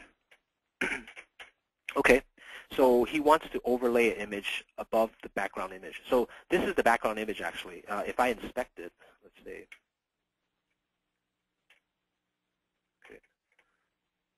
If I inspect it, you can see, let me look for it actually. Okay, here it is. This is the image that's in the background, okay?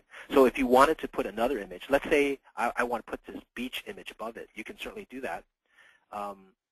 You would go to the gallery page, okay? Here's the image, and in this area, there's actually, the only content right now is this beverages label, right? So I can actually add an image here. So I can say like IMG source, and then the path to my image, which was, I believe, beaches.jpg. Okay. Let's just do that. And let's do BR. Okay. Okay, if I rebuild this, okay, and I look here, now, okay, let's see, what did it do? It looks like it put this but not overlaid over this, okay? So let me figure out why that's happening. Let's see, let me inspect that actually. So let's see. Okay, the image is here, but it's placed outside. Okay, so how do I put this inside? Okay. Okay, it needs to be inside this div here. Okay, so div title crop. Okay, so I can come back here and let's see. Oh, it looks like, okay, it looks like it's actually a generation. So let's not use this example. I can just do another example. So So let's say I have this background image in the header, right? Let me add another image there. So let me save this image. Let me use this image actually. Okay. Okay. I'll save this as, let's see, drinks. Okay. And I'll copy this to my images folder.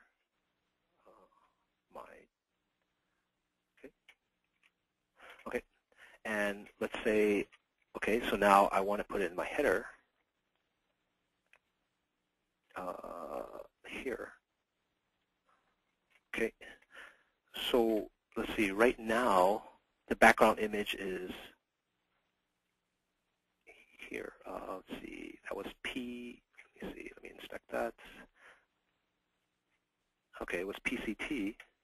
So let me look for PCT here. Nope.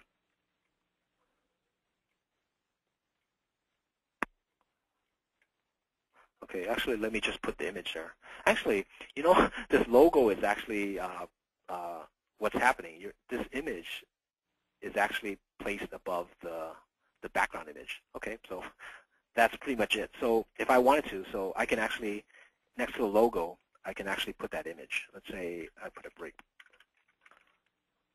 Okay, so IMG source. Okay,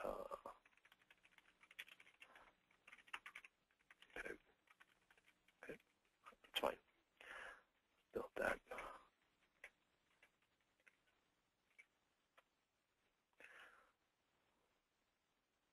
Whoa, what happened?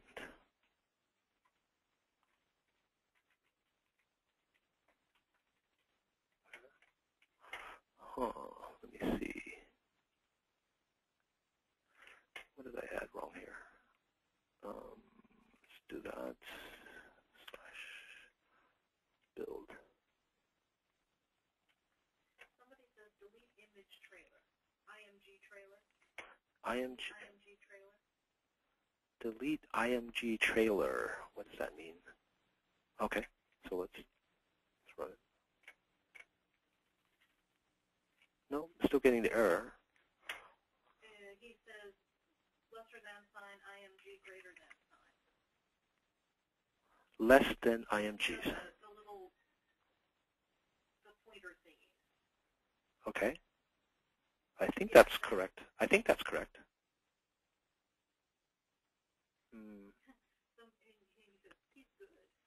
No. I think this should be good. Actually, I'm not sure why this wouldn't work. Let me see. IMG. Well, okay. I'm not going to waste more time. Okay, so let me get rid of this. But, okay. Okay, but the point is he wanted, and, oh, man, why is this failing again? I really broke it. Okay, well, the point is the header had that tiling image, that beach scene, and then the logo itself is actually a true image, and that can be placed above that header.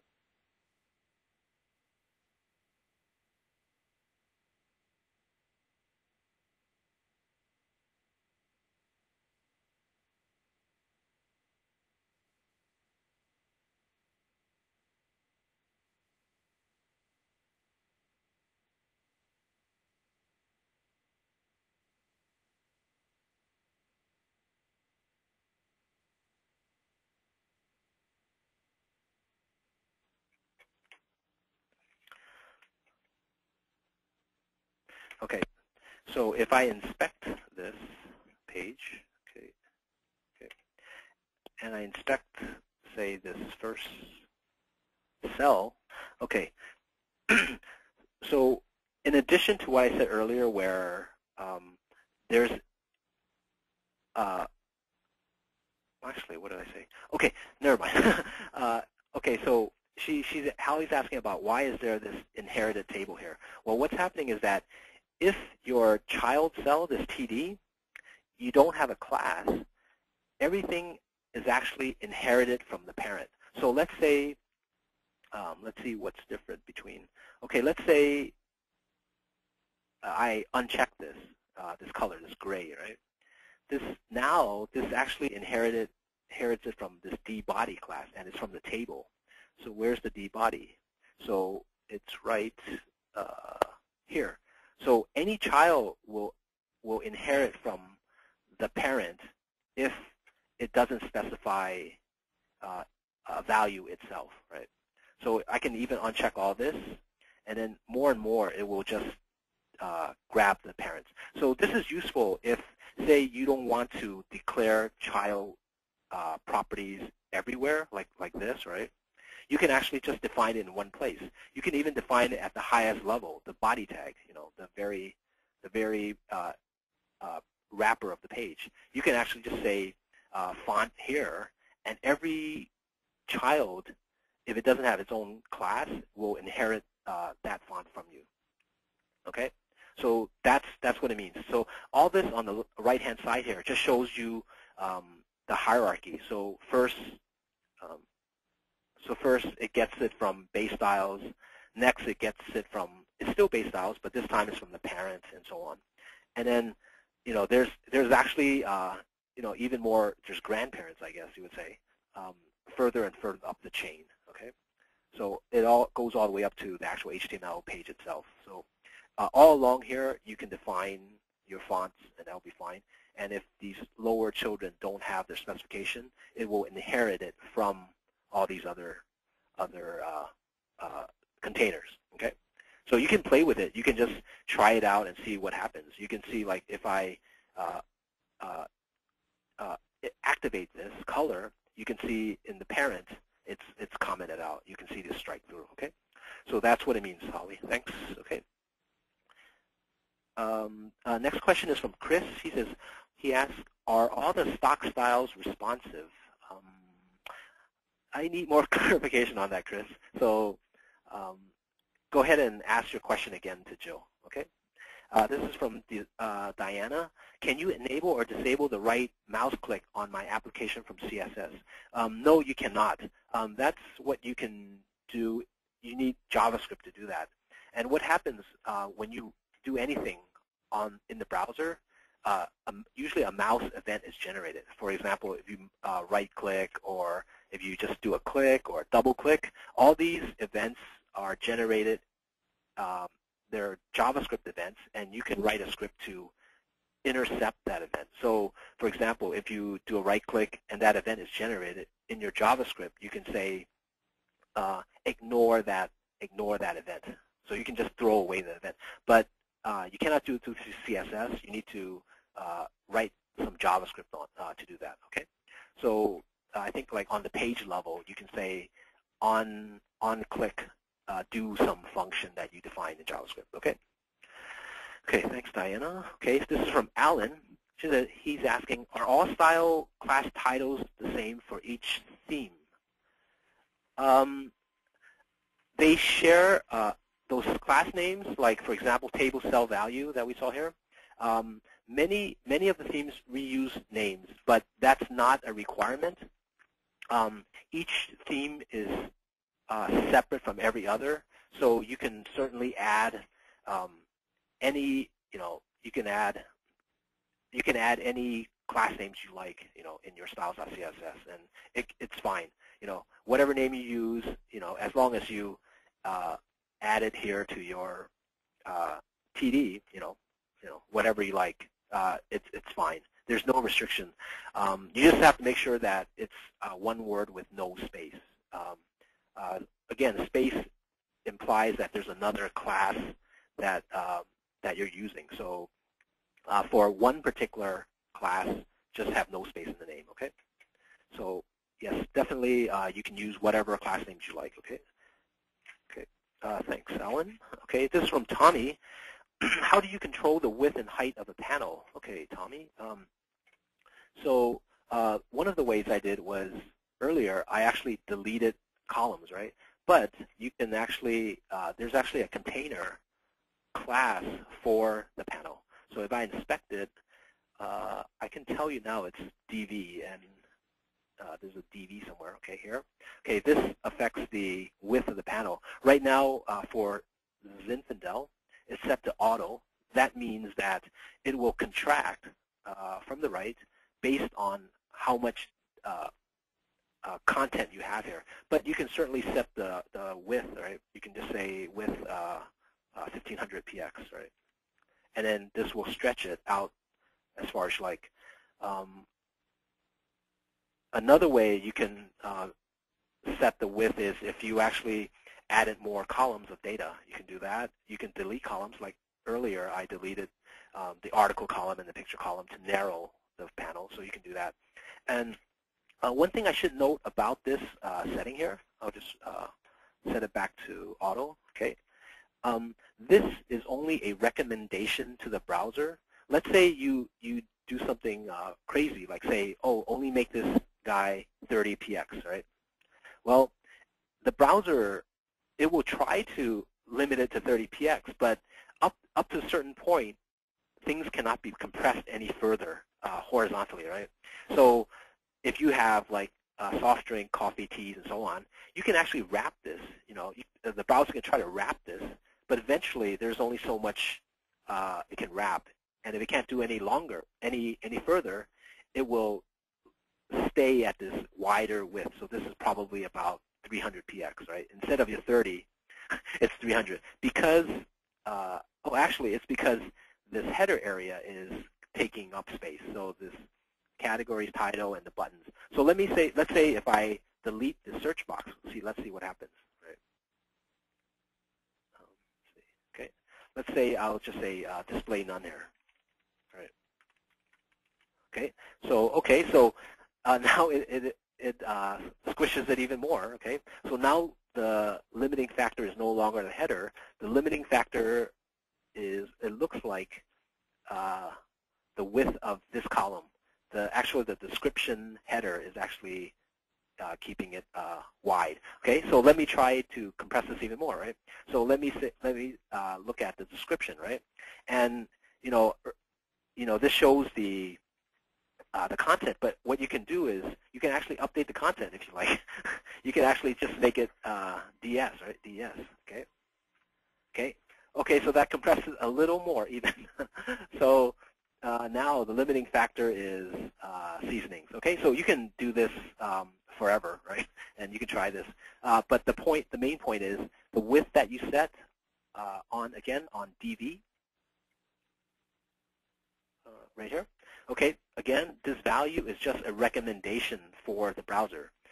If it can do that, like if it can make it 1,000, right? Like if I set it to 1,000, great, it'll set it to 1,000. But if the data or the content is wider than that, the content will limit how narrow it can be. Okay. Okay, thanks, Tommy.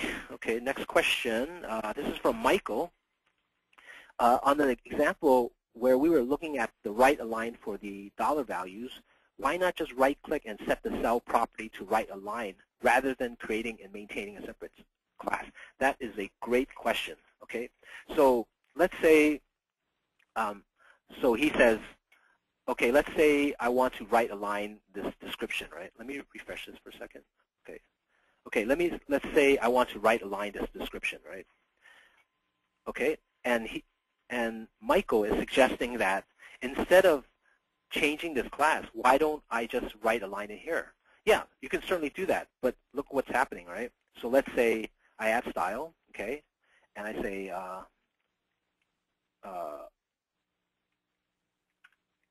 let's see, text, I think it's like this, right, okay? I can do this here, okay? But the scope of this is only on this particular TD. So let me do it. Because I made a layout change, I have to do a rebuild, okay? When I come here, okay,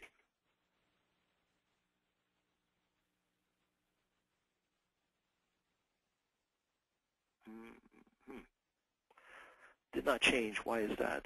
Okay, let me try to change the beverages. Maybe that'll be easier. So let me do that again. Sorry about that.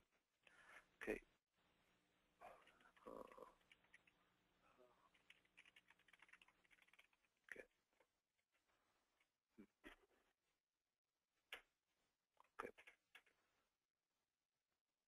Okay, so now the beverages are right aligned. And you can actually see what happens. When you, It says here, actually just use the align option on the cell. oh, okay. Okay, so let me answer his question first. Okay, so what happens is the scope of this style is only on this column, okay? And so it's fine if you want to do it this way if you know that this is only going to be used here. But imagine if you want to use this text align right in other pages, right? You would actually have to add this manually on every page, and that becomes a maintenance nightmare, right? So defining it in that external style sheet makes it easier for you. You just make one change in the style sheet, and then these changes, if you had, say, right align right here, remember what we had earlier where I said right align like this? Now every page that has this right align class set will have the update. So it's a matter of how frequently you intend to use the style, and if you intend it to be global, you want to put it in the external style sheet. If you only use it in this page, it's perfectly fine to put it here.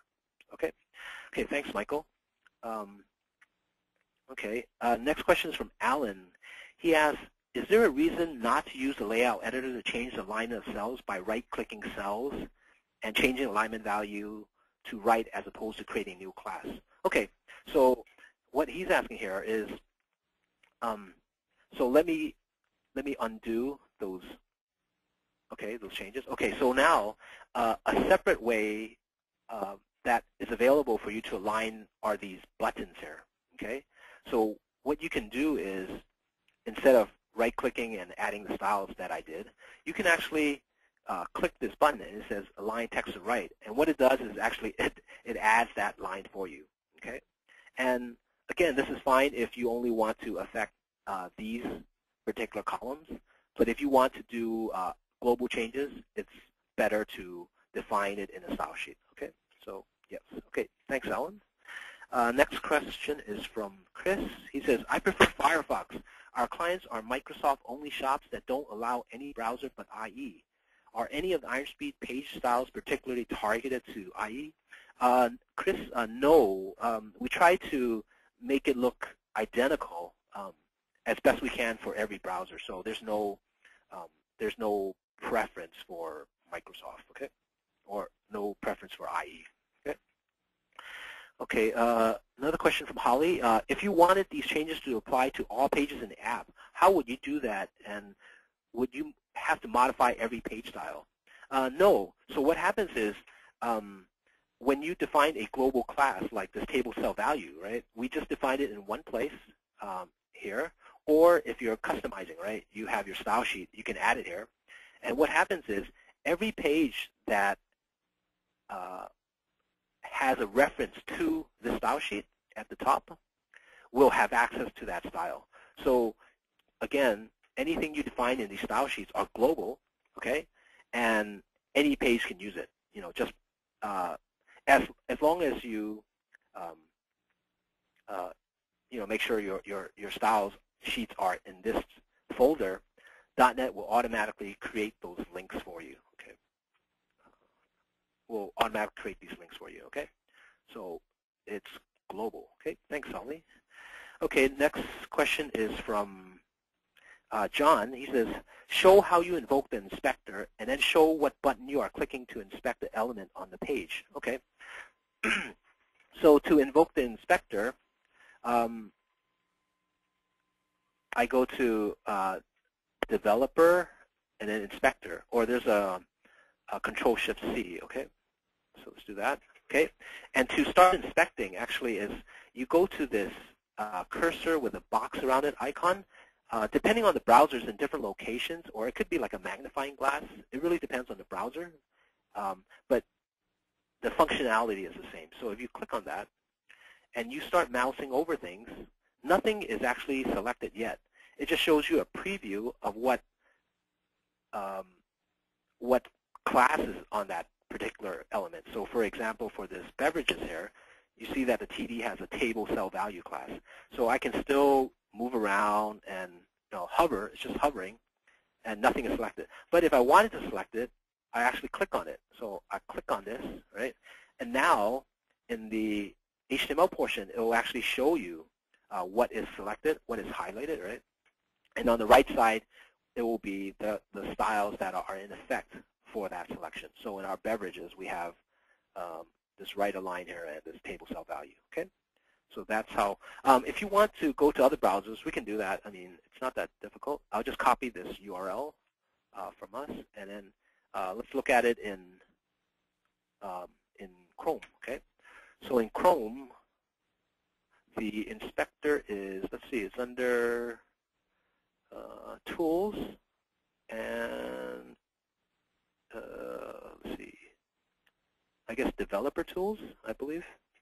Okay, so good. Okay, so in Chrome, it's a magnifying glass. Okay, so I can click that. Again, it's the same functionality. I can just hover over any elements. Okay, and if I click on it, now the HTML is here. Okay, and on the right-hand side, again, it's the properties, right? I can do the select, deselect. I can change it here if I wanted to, right? So same, works the same way, okay? If you want to, yeah, so I'm not going to go into IE and Safari, but it has the same functionality, okay? All right, thanks, John.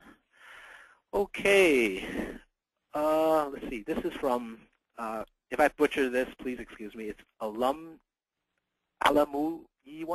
okay? Maybe Joe's having, like, she's drinking or something, so it's typed differently. Okay, how can I make a logo adjust as the browser, web browser is shrinked? How do I make a logo adjust? Okay, so let's say I don't think you can do that through CSS. Let me think about it for a second. Okay, so let me inspect this logo. Okay, I'll put it this way. There's no way for the CSS to know how wide this browser is. You can write some JavaScript to figure that out and change the class, the properties of class. But if you wanted to change, say, this image itself, you can change it. So here, for example, you can scale it. So earlier we said like the background size was a certain value, like 100%, 100%, so that it's stretched. You can actually make it smaller. You can say like 20% and 20%, I believe. Let's see. Nope. What am I doing wrong here? Okay, maybe you can do like a width and height or something. Like let's try. So width, I'll say like 30px. Okay, that's too small. Okay, so let's say, let me see what's the original width actually. So the original width is 363, right? So maybe I can say 50% of that. So maybe I can say width 180px. Okay, so you can make it not as wide. And if you only specify one dimension, the other one will scale proportionately. So unless you say, height, like 200, right? You can do that. Unless you specify it individually, it will be rendered proportionately. Okay, so let's say, see, you can have height be the defining specification, and then the width will expand accordingly. Okay, so this is the way you can change the logo size. I'm not sure how you would do it if I change, say, the browser width or something. Again, I think that is a JavaScript thing that you can detect, and then you can programmatically update your width and height specification for that particular image. Okay, thanks. Okay, next question from Mohammed. Is there any limitations or differences in CSS usage when creating mobile application with ISD? No, actually. There's a separate set of styles that are used in mobile. Okay, it's grouped. If you look for mobile web page styles, you actually see it. And these guys are independent of the desktop style. So you won't see anything like table cell value in this group here. Okay, so but all the styles are here and they're independent. There's no limitations. You can add new styles if you like. So let me just create a mobile page, right? So I have a category. So if I just create a mobile page, it's fine. Okay, so let's just do a show record. Show, yeah.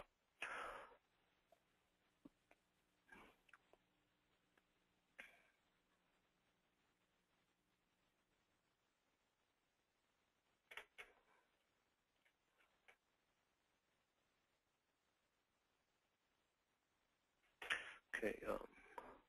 Okay, let me actually run that page. I'll run this page. Okay. Okay, here's actually the mobile page that's displayed on the desktop. And you can do the same type of thing where you can inspect the styles that are used here. You know, you can mouse over this. Okay, so you can see like, okay, so in mobile, instead of table cell value, what we have is mobile table cell. And these are independent. So it's the same idea. You can override any of these you like. You can add new classes that you like. Just add it to the styles.css, and you're good to go. Okay, thanks, Mohammed. Okay, next question is from John. Could be used to relate the user's role or department, say red equal admin, green equal payroll. Maybe that's why it was provided. I'm not sure.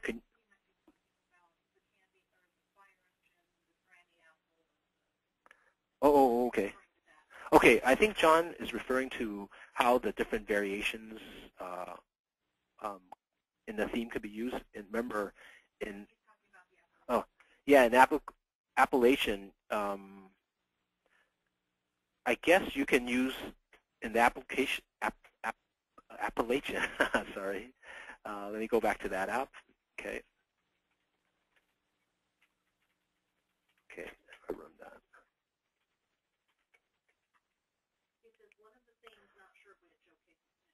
Okay, so John is saying maybe use red for admin. That you can. That doesn't make sense because this is actually available to the user. I can see how you would have a different look and feel for each type of department, you know, admin, payroll, or so on. But you wouldn't allow the user to change this, right? I mean, that doesn't make sense, right? You would actually just serve this red page to certain people and serve this a different page to different people, right?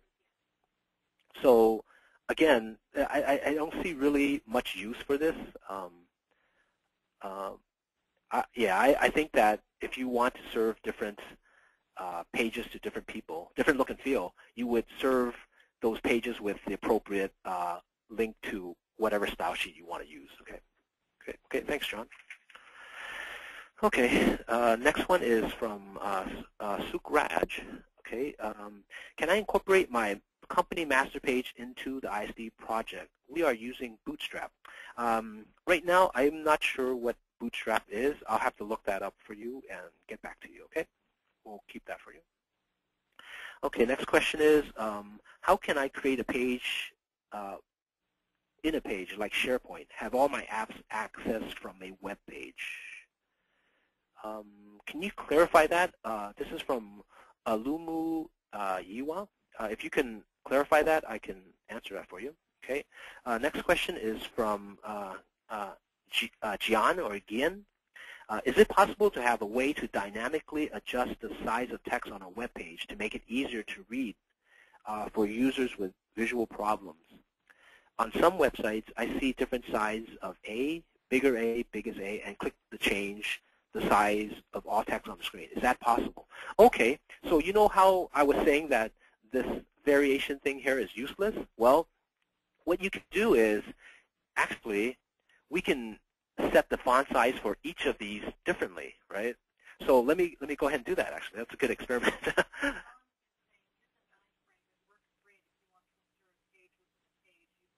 Okay, so let me go to Appellation.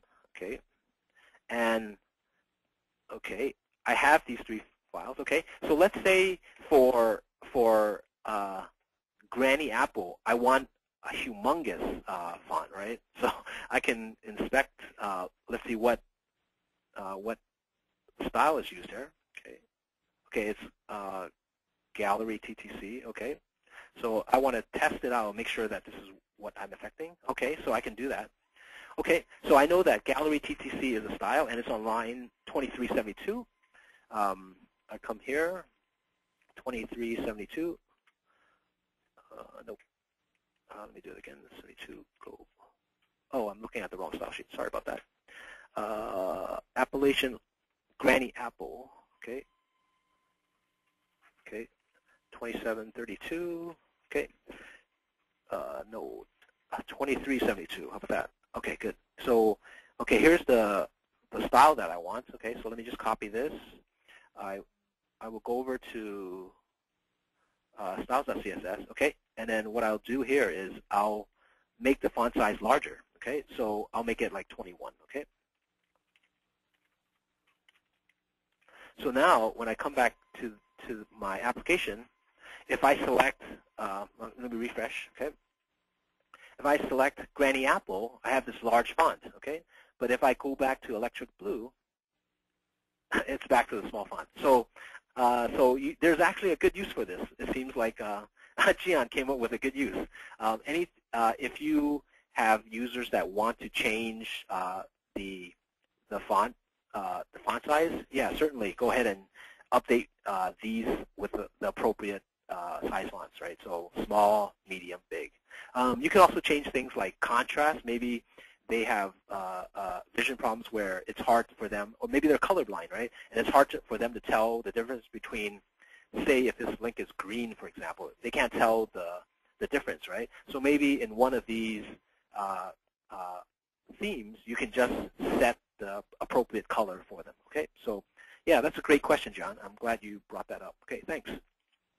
Okay, this question is from Michael. He says, I thought all the classes would be the same, at least within a category of page styles, classical, modern, modern grid. That allows you to just drag and drop a different style within the themes folder, regenerate your app, and end up with a completely different style being used. Again, that's, in theory, that will work, but there's no guarantee that every page element that's available for one theme is in another. Some themes have things like, like this one has a non-fixed menu, right? And you can scroll. Some themes have a fixed menu, so it's not that easy to just swap in. So what you want to do, if you want to actually theme switch, right? We'll do the kind of like the heavy lifting for you. So let's say from this appellation theme, right? If I want to change themes, you don't have to copy the style sheets over. What you can do is you can just select a separate theme, and in the background, IronSpeed will make the adjustments for you. Okay. So let's say I'm changing it to Fuji now, right? So okay. Let me close these files first. Okay.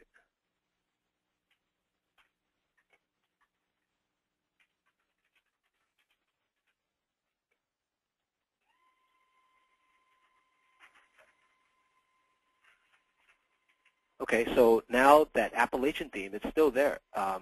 It's still appellation, the theme name, I mean the application name, but now it's using the Fuji theme, okay?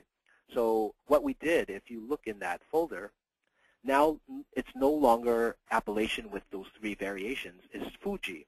So what we did was we did the copying of the style sheets for you.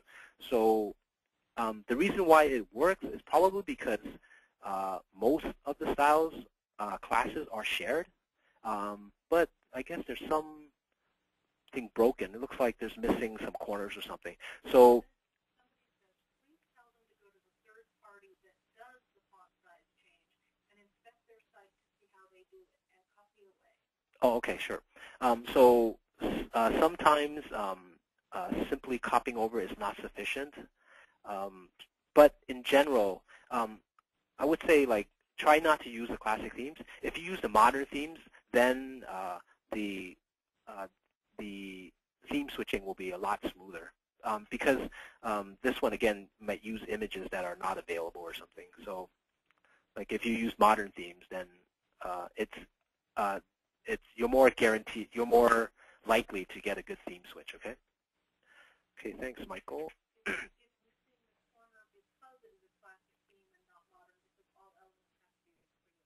Okay. Okay. Um, okay. Earlier, when who was it? Gian asked about how you can set different font sizes. Jill, somebody from the audience suggested that you can actually just copy the styles from a third-party website that has all these different settings for, say, font and font color, and then you can just transfer it to your own style sheet. So again, you're going to third-party sites and you're borrowing what they use. Okay. Okay. Next question is from Chris.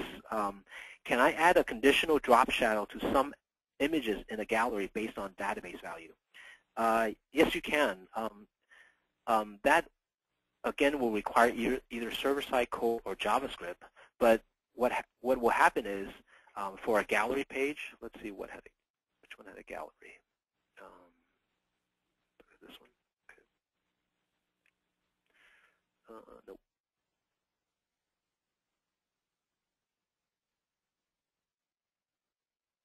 Okay, I forgot which one had a gallery. But anyway, what would happen is instead of this class that you're using, you just have to, in the server-side code, change the class name. You can't affect it strictly with CSS, but in CSS you can define the new value with a drop shadow, and then have your server-side code change the name of the class. You can do something like this, like let's just imagine that this gen field value is text, right? And you can just say something like this: span class equal drop shadow, right? Okay. Okay. You can do something like this, and if you define this, the properties of this class to have drop shadow, you would just programmatically insert this wrapper around your database value. Okay. So that's how you do it. Okay, thanks, Chris. Okay, next question is from Octavio. He asked, what will be the process to set a CSS and format style similar to Excel format? So he has a diagram where he shows a row for the header values and a column of header. So he wants a grid. He wants a grid where in one row there's a header value, and then in this row he would have his secondary headers. Okay. Well, I don't know why this is happening here. Okay. You can do that. So let me go back to Zinfandel here, since it looks better. Okay, you can just add a column here. So let me run this for now. Let me run this first.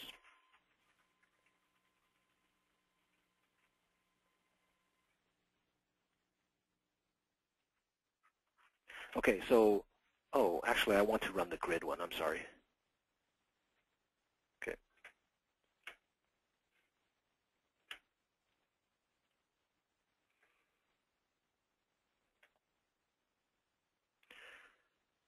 Okay, in this case, we already have the header row that he wants here. Okay, and now he just wants this column here to have its own header, like category 1, category 2. So it's easy. You can just add any row. So let's say we want the category row to the left of beverages, right? To the left of category name. So I can come here. I can insert a column to the left, right? And then I can grab whatever database field I want, right? So I open up the toolbox again, Okay. I can grab a field. Let's say, let's grab a field, right? And let's say I want the category IDs there, so I can just drag it here. Oh, actually, I'm sorry. This was the header, so actually what I want is I want to place it here. Okay, so category ID. Okay, and if I do a rebuild, okay, come back here.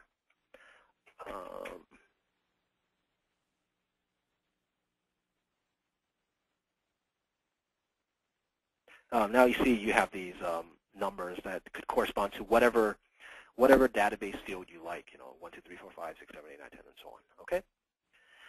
Okay, hope that answers the question, Octavio. Thanks. Next question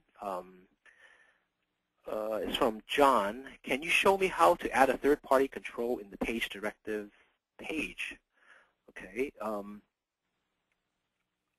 I don't know how your third-party control is declared, but I can show you the page directive. Okay, so the page directive is in the master page. Okay, if you ever wonder what master page is used for a particular page, what you can do is, let's say I'm on the show categories table page, right? I can look at the properties and I can go up to the page level. Okay, if I click that and I click on display, I know it's not obvious, but if you click on display, you can actually see what master page is being used. So in this case, we're using the horizontal master. And you can change that if you want. You just click browse and you can select a different master page. But in our case, we're using horizontal master. Okay, so I go to horizontal master, and if I look at page directives, again, the page directives will show you, let's try to make this wider. Okay, so it will show you, let's see. Okay, I can't expand it, but it will show you, the basic header information from a typical page, the head tag, body tag, and so on. And it will also have the footer, the end tags for this. So if your third-party control requires you to add any code here, yeah, certainly you can just type it, just add in here, right? Anything you like. You can add it to any location here, actually, you like. And this will be propagated to every page that uses this horizontal menu master as its master page, okay? So if you have a specific example, John, like if you know what line of code that you can add to the page directives, just send it my way and I can show you how to do that, okay? If you have questions. Okay. Okay, we're at 2.5 hours, 2:25, so this is the last call for questions, and I'll try to finish up. There's about 6 or so more. Okay, so this is from Sukraj again. He says, so can I incorporate any master page into my ISD project as long as I use Inspector? The master page is independent of the Inspector, okay? But you can add as many master pages as you want. Let's say, so if I'm looking at the horizontal master here, what's the relevant features? There's a header, there's a menu that's above the content, and then there's a page footer, right? So certainly you can duplicate any of these you like, and then change things around, right? Let's say, okay, you can have my master, right? Okay, master, okay. Okay, and then within here, you can delete things, right? Maybe, okay, maybe I don't want a footer. Maybe I don't want a header, right? Who cares? I could just remove that, okay? Maybe I don't even want the footer, right? I just want a menu, okay, for whatever reason. Okay, that's fine. You can do that. So if you, okay, so if I go back to, let's say, so I've created my master here. So let's go back to the categories page. And this time, let me go back to page. And instead of using the horizontal master, okay, right, I can just pick my master. That's fine. Why doesn't it show up here? Horizontal grid. That's interesting. I would expect my master to be here. So let's see why that's not happening. Oh, okay, I didn't finish up. Sorry about that. Let me finish up here. So my master. Oh, hold on. No, that's not right. So I see it here. Okay, so let me go to my application. This was Zinfandel grid, master page. Okay, my master's here. but there's no, actually there's no My Master. I think maybe I have to rebuild. Let me try that. Okay. Okay, thanks guys.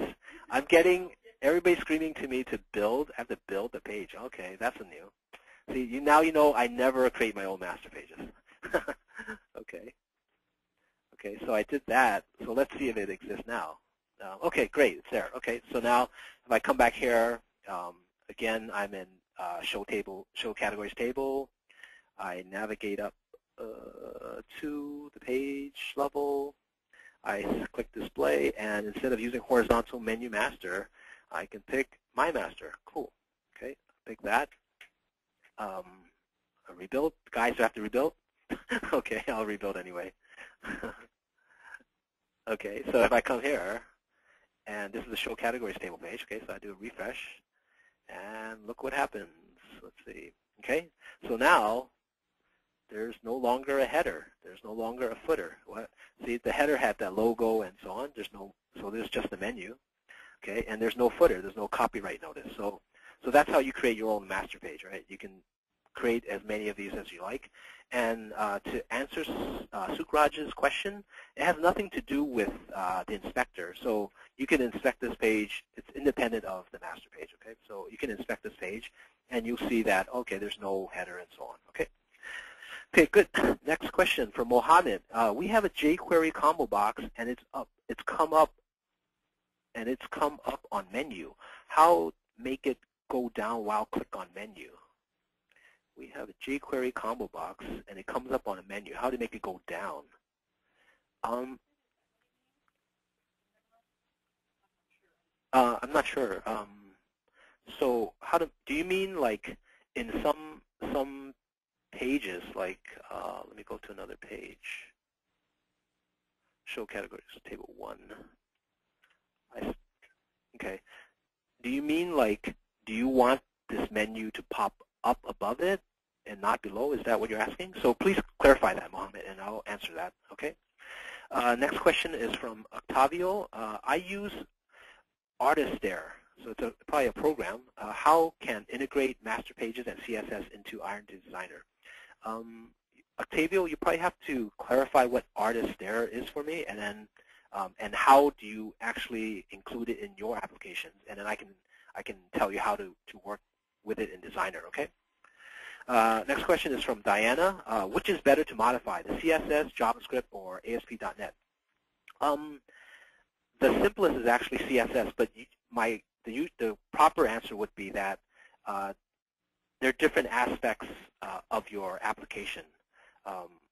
If you modify CSS, it just probably changes the look and feel. It doesn't change your data as much. JavaScript is useful for user interaction. Like if you do right clicks or hover, you would use JavaScript to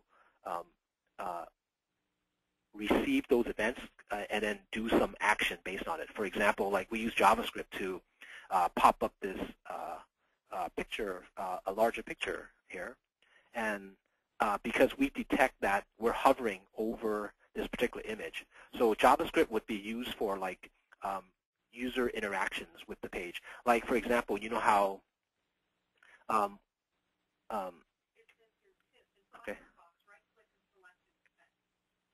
Oh, okay, good. Okay. So what was I saying? Oh, yes. So JavaScript is used for interactions with the page. If I hover over it, if I right-click, and so on. CSS is used for the look and feel. You know, you can change alignments, you can change fonts, and so on. And then ASP.NET is probably more like the actual layout.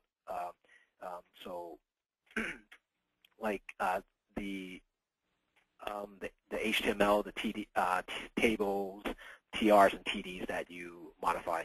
I don't program in ASP.NET, so I'm not familiar with all the functionalities, but I would think that it has more to do with how the data on the page is accessed and how it's sent to be presented. Okay. Okay. Thanks, Diana. Okay. Next question is from Alamu Yiwa again. can I just call you Olam? Because that'd be great for me. Okay. He says, how can I create a page like SharePoint, have all my apps accessed? Okay. Here's the follow-up to that. I'm sorry. He wants a master page, and another page. I mean, having all my IronSpeed apps on a left vertical side nav, and the display window for the apps on the right-hand window. Okay. I guess I had a comment from the folks out here who said that what he can do is actually add an iframe to the left, on the left-hand side of his page. So in the iframe, you can just display the contents of your ISD application there. Okay. I hope that answers the question. If not, please clarify. Okay. Okay, so that's all the questions we have. If you want to send me questions, you can reach me at swong@ironspeed.com, and if it's if I have time, I'll look into that for you. Okay. Thanks everyone for attending today. Thanks Jill for moderating. Great job. Yeah, thanks everybody. Talk to you later. Bye bye.